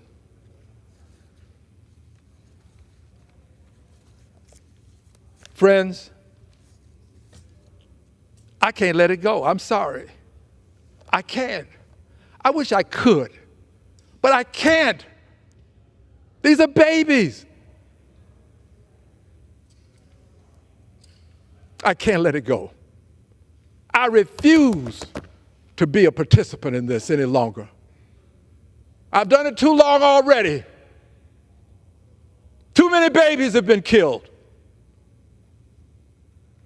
It's got to stop. Don't expect me to continue to fund this. Say what you want about me, but I'm not going to continue to fund this.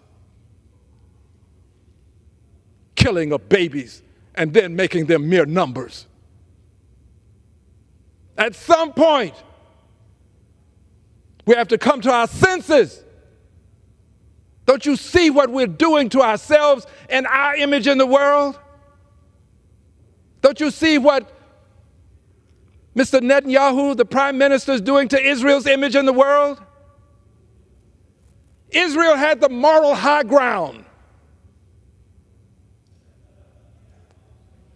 It's losing it. Some would say it's lost it. But we are quick to return it if something happens in Israel. We're quick to return it. You now have it again. I refuse. I refuse to continue to fund this kind of atrocious behavior. You know, Voltaire was right. Those who can make you believe absurdities, actually, it was those who can cause you to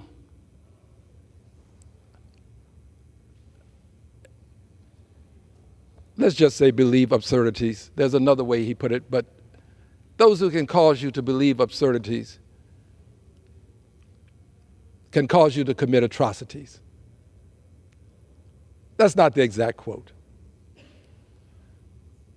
We now believe the absurd notion that it's all right to kill innocent men, women, and especially children if in that process we're trying to get to a dastard who is hiding behind these innocent men, women, and children.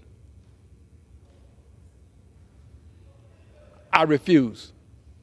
I refuse to continue to be part of this unbelievable killing of men, women, and children before our very eyes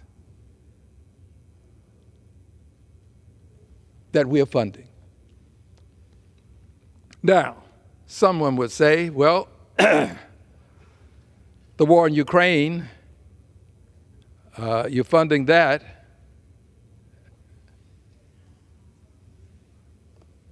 We might remember that Ukraine is defending itself in a war where there has been an invasion. I don't want war anywhere.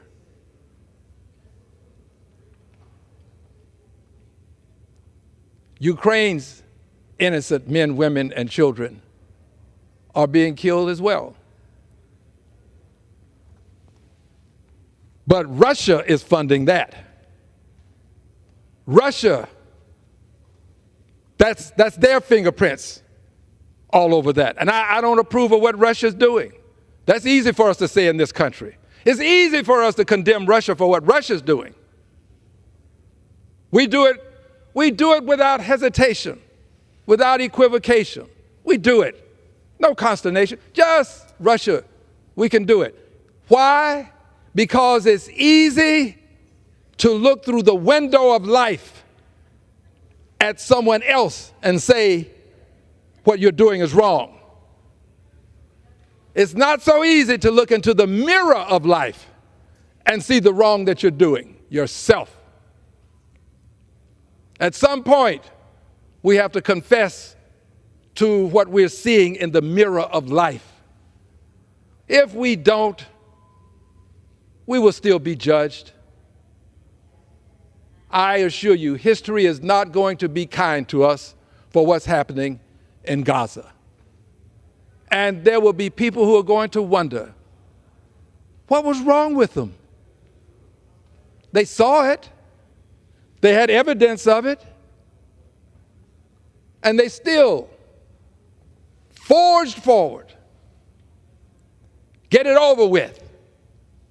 Finish it, they say. Finish it.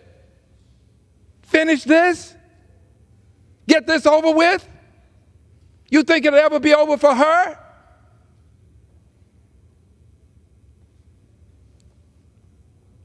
I refuse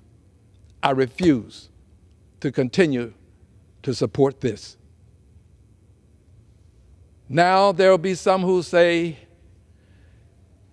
if you can't do this, you ought not be there because we expect you to cast the votes to do this. Well, friends, all I can say to that is my conscience will dictate that I do what I do. I will do what I must, and let others do what they may. Do what you will. I've not suggested to one of you that you have to vote a certain way. I'm just telling you how I'm going to vote. And I am telling you that history is not going to be kind to all of us. That includes me. I voted for over $50 billion to go to the country of Israel. Not that very long ago, we voted more than $3 billion. I've been a supporter. I am still a supporter of the people. I am not a supporter of the Netanyahu administration. I support the people, not that administration, because what they're doing to the people of Gaza is ungodly. It is shameful. It is disgraceful. And I will not support that. So let others do what they may. And if there are people who believe so strongly about this in the 9th Congressional District that they want somebody who will tolerate this and go along with this, send them on up here and take me out. Because I don't go along with it. I'm not going to go along so that I can get along. Not when it comes to this. And by the way, I'm no saint. I don't claim to be a saint. I just claim to be a person whose conscience dictates that you not support this kind of behavior. So, Mr. Speaker, I will close with this. Notwithstanding all that I've said, I still love my country. I am an American. I believe I'm of African ancestry. I've not checked my bloodline to find out. I don't know. But I love this country. It means something to me to say to people that I'm an American. I love it more than it's loved me. It segregated me. The rights that the Constitution recognized for me, my friends and neighbors in the South took them away from me. But I still love my country. How can you love your country when your country has treated you the way it has, Al Green? The back of the bus, balcony of the movie, step off the sidewalk when people come by, separate line for you at the grocery store, colored water fountains. How can you love it? Because I love what it stands for in its noble ideals. The ideals of liberty and justice for all, as extolled in the Pledge of Allegiance that we said at the genesis of this message. The ideal in the Declaration of Independence, all persons being created equal and endowed by their Creator with these inalienable rights, among them life, liberty, and the pursuit of happiness. This is why I have said, because I love these ideals, I believe we should export them to other people, but not export them in the sense that we want them to simply obey them and treat other people right. I think that's a good thing to do. But in the sense that we ought to respect her life, her liberty, and her desire to pursue happiness. We ought to respect her life, export that to people across the globe, especially people that are trapped in Gaza, can't get out, no place to go, told to move from one place to another. Let's give them the benefit of these noble words, life, liberty, and the pursuit of happiness.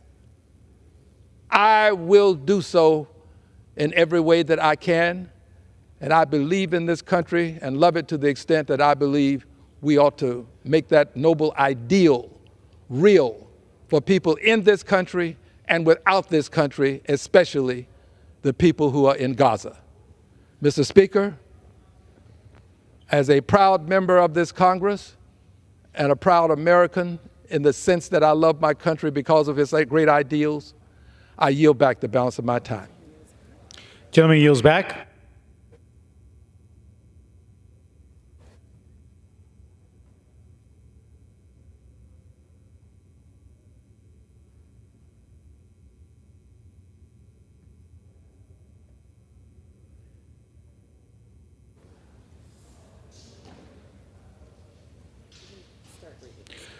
Under the Speaker's announced policy of January 9th, 2023, the gentleman from Wisconsin, Mr. Grothman, is recognized for 60 minutes as the designee of the Majority Leader. Thank you. We want to look at three major issues, and sometimes with the minor day-to-day issues, one forgets to analyze the major issues that I think are going to determine the fate of our country. In the last week, one more time, we got the results on the number of people crossing the southern border. And while the results keep pouring in month after month, it is, in my opinion, and I think most people's opinion, the most significant issue that Congress has to address. In March of 2024, and these are, of course, all our estimates, we believe 220,000 people crossed the southern border and stayed in the United States. This has something in common with every other month this year, and it goes up and down depending upon the time of year. One more time, we hit an all-time record of the number of people coming into this country by that month. In March of 2024, 220,000. In March of 2023, 130,000. In March of 2022, 166,000. In the final year of the prior administration, 11,000. So one more time, we see the increase from 11,000 people coming here in a month to 220,000 people coming here in a month. We recently had a hearing on the border in a subcommittee related to the Oversight Committee. And on that committee, the Sheriff Wayburn, pointed out that right now about 25% of the prison population, the Venezuela prison population had dropped by 25%.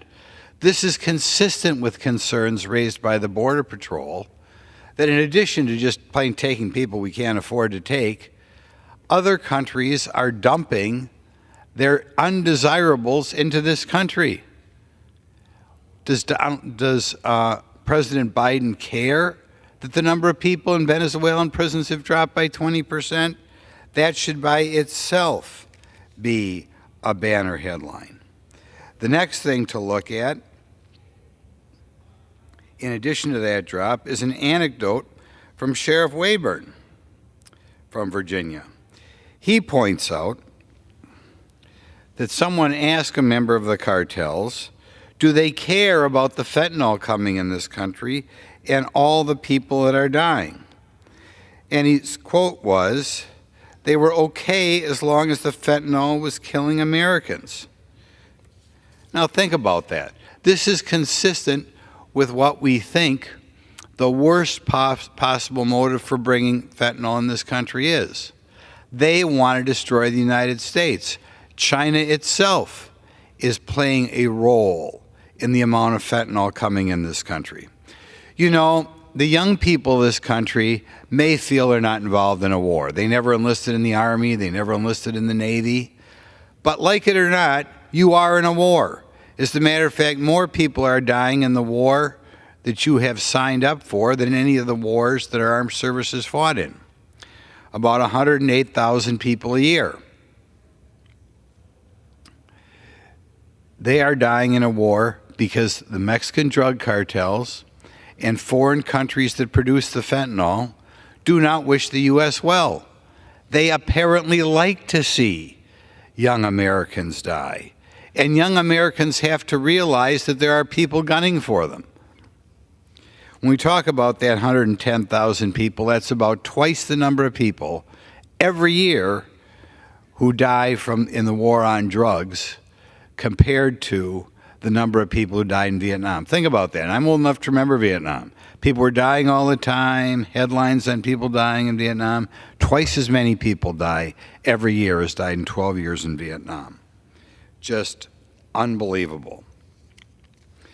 Now, there's some people who get confused and think, well, we just have to take these people coming here illegally because we are otherwise cruel in not allowing enough people in the country. Here's something else that we ought to be talking about a little bit more. The number of people who come into this country who are sworn in as legal citizens goes up and down from year to year.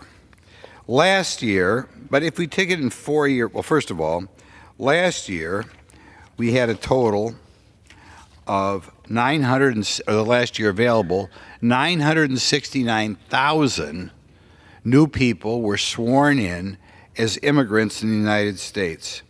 If you break it down in 4-year increments, and things go up and down, at least back to the year 1910, there has never been a 4-year period in which so many people from other countries were sworn in the United States. There is no reason to feel guilty if we turn these people around. because right now a record number of coming here.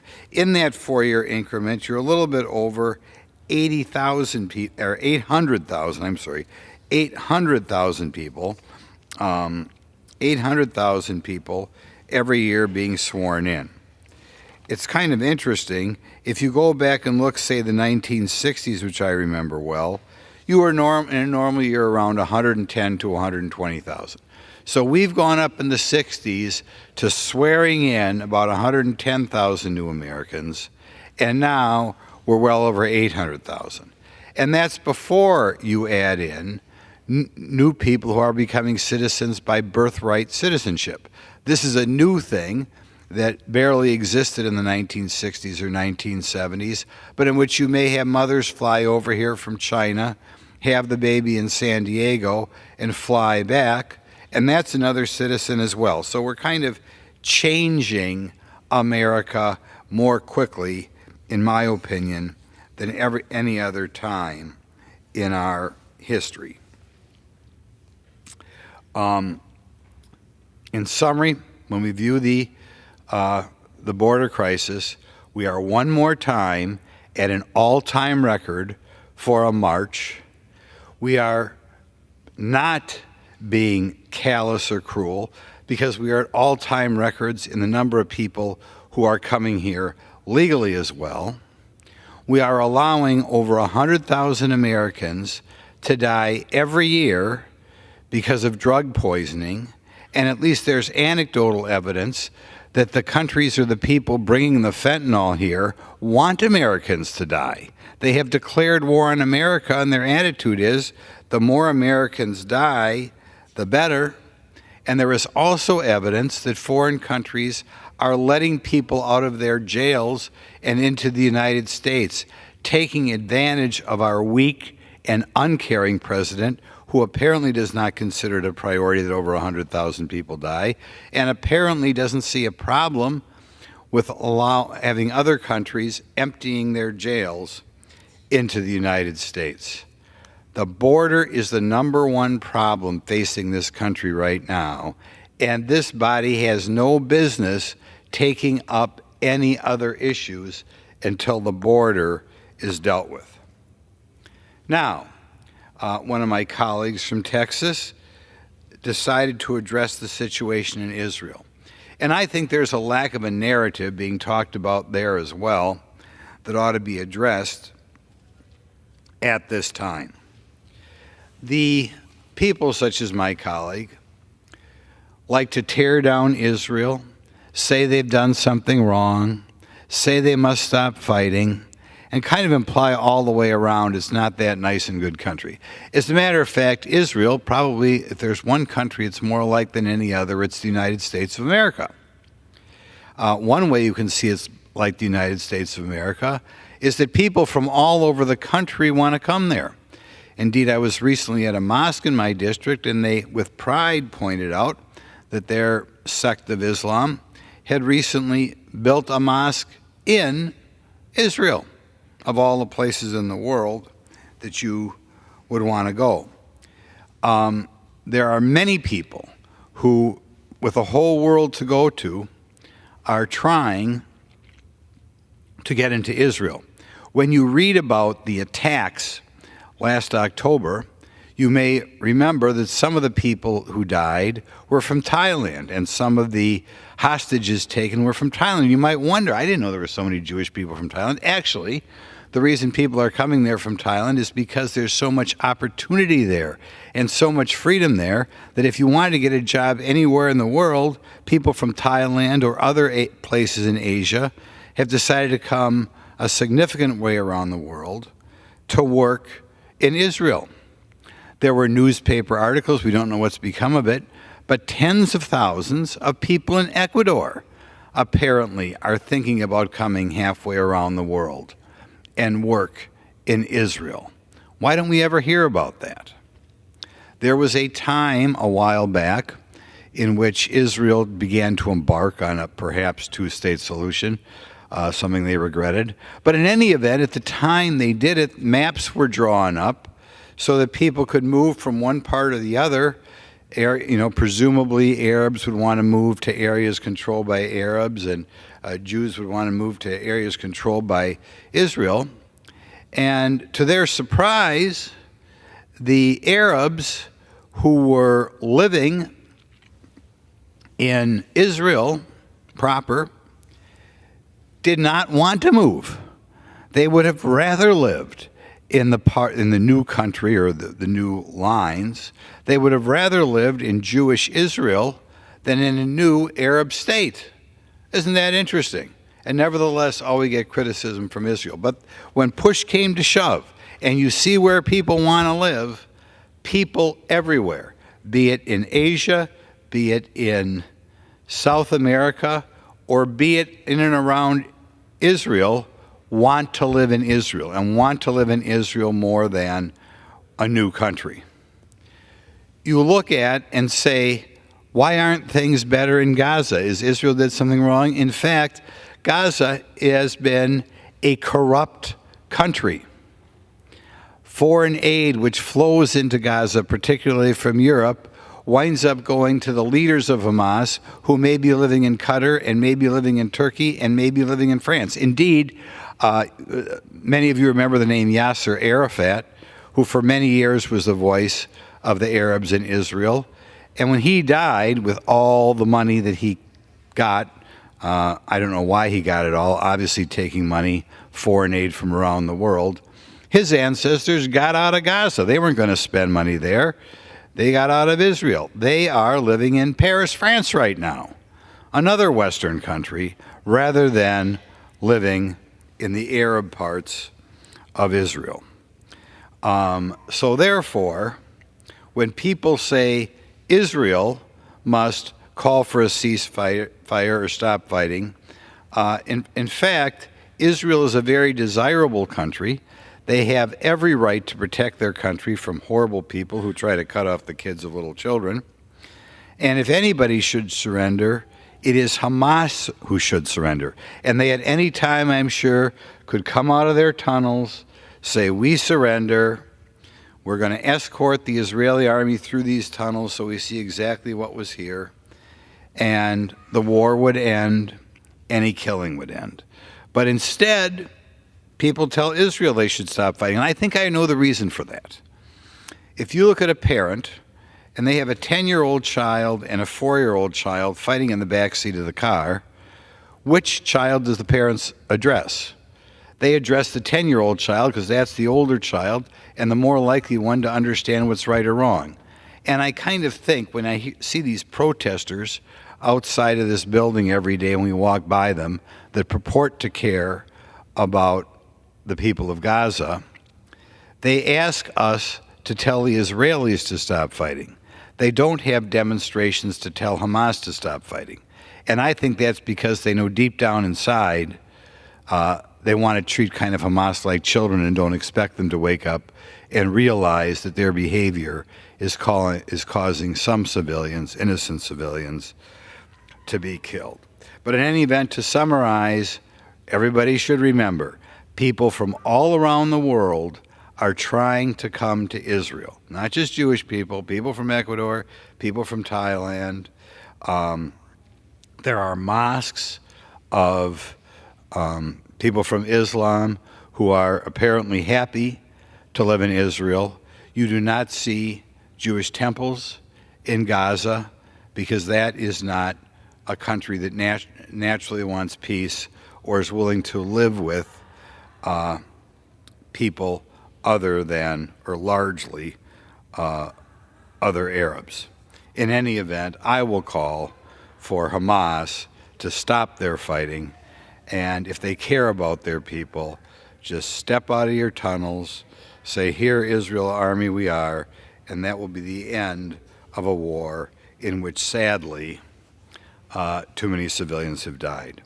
Now, the third critical issue that we should be addressing right now and have not talked about enough is what I will call the war on the American family. I think it's probably the biggest issue facing America today. The war on the American family started in earnest with the Great Society programs in the 1960s. The Great Society programs were programs in which material things were given to families, usually, not always, but usually families without a man in the house. And sadly, there are ideologies which want to get rid of families in which you have a man in the house, families which are self-supporting. The type of programs which are not always, but usually available to households without a husband or a father around are many. The big ones are the nutrition programs, very generous housing programs, health care programs, education programs such as Pell Grants, other cash programs like the Earned Income Tax Credit. All of these programs require that you not work too hard or make too much money in order to get these programs. All of these programs have in common that if there's a man in the house making a relatively decent wage, that family is not considered in poverty and they will not be eligible for their free low-income housing or free food or earned income tax credit, which can result in a check of $10,000 or $15,000. You're not eligible for special cash benefits that go to parents with disabled children. So all the way across the board, we seem to be encouraging the breakdown of the family. Now you may say, oh, Glenn, family is like mom and apple pie. Everybody wants families, but that's not true. If you look at Karl Marx and his ilk, they believe the key to destroying the West, including the United States, was getting rid of the American family. More recently around here, we had the Black Lives Matter group, and I realize not everybody who had a sign in their yard agreed with this, but the founders of the group did. They wanted to get rid of what they referred to as the Western prescribed nuclear family. In other words, they viewed a family with a husband at home with being a problem. I recently ran across a quote in a book that somebody gave me, and I just opened the book and I came to a few lines which I think everybody in Congress ought to be aware of. The lines were from a woman by the name of Kate Millay, who, if you're my age, you frequently remember. She was a very prominent feminist in the 60s, the decade which really began to result in the decline of America. And her sister quoted her as saying that a goal of feminism should be destroying the American family.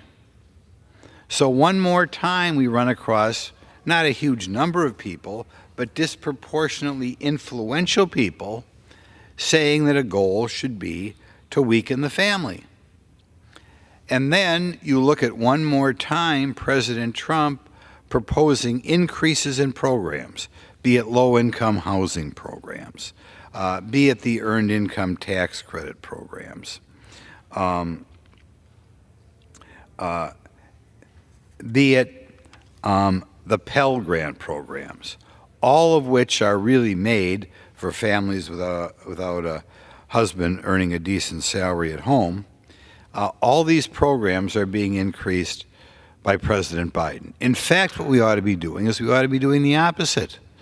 Right now, it's not surprising if a man is not in the house, because in some cases, his family would be materially better off without him being in the house.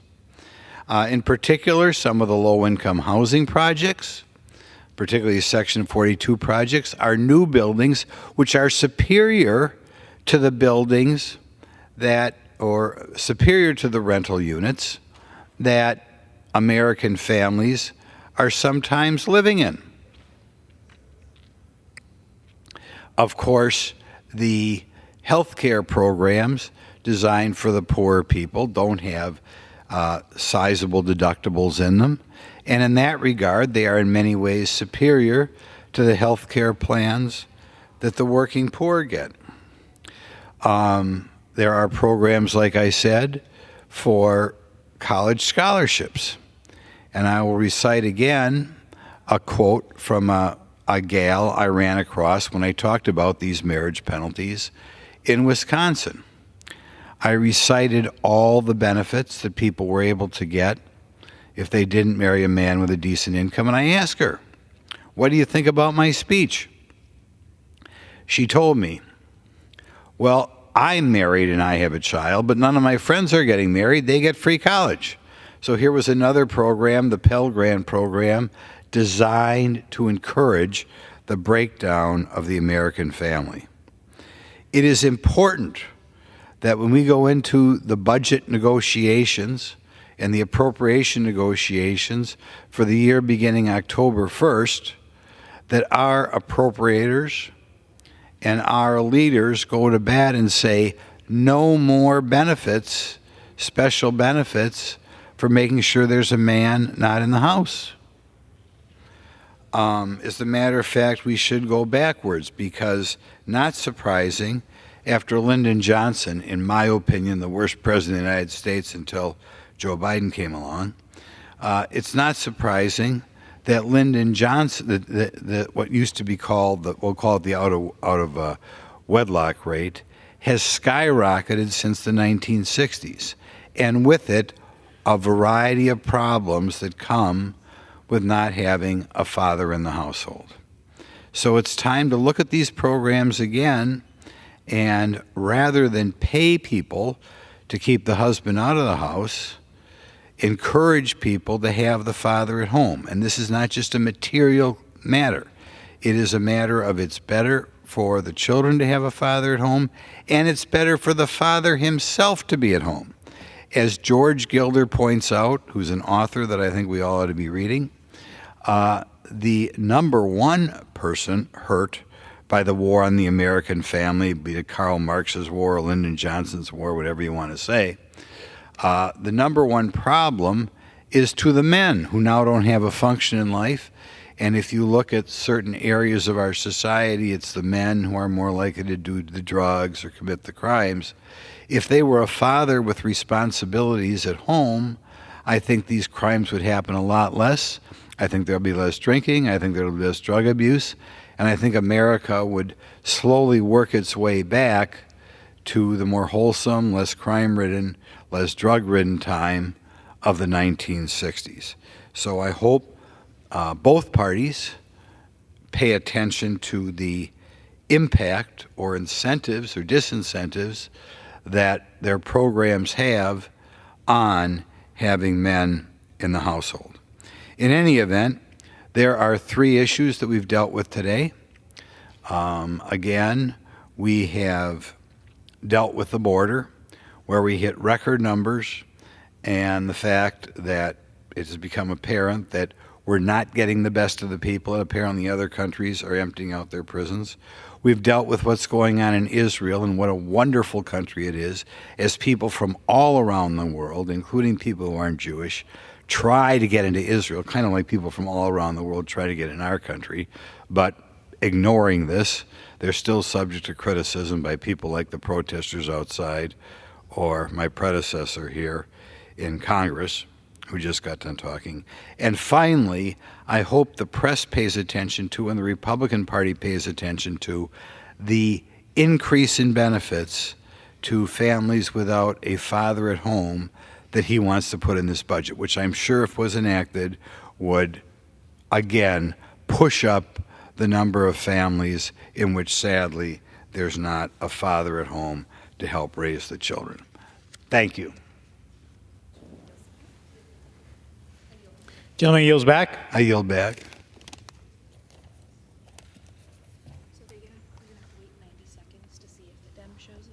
Oh. This was what was.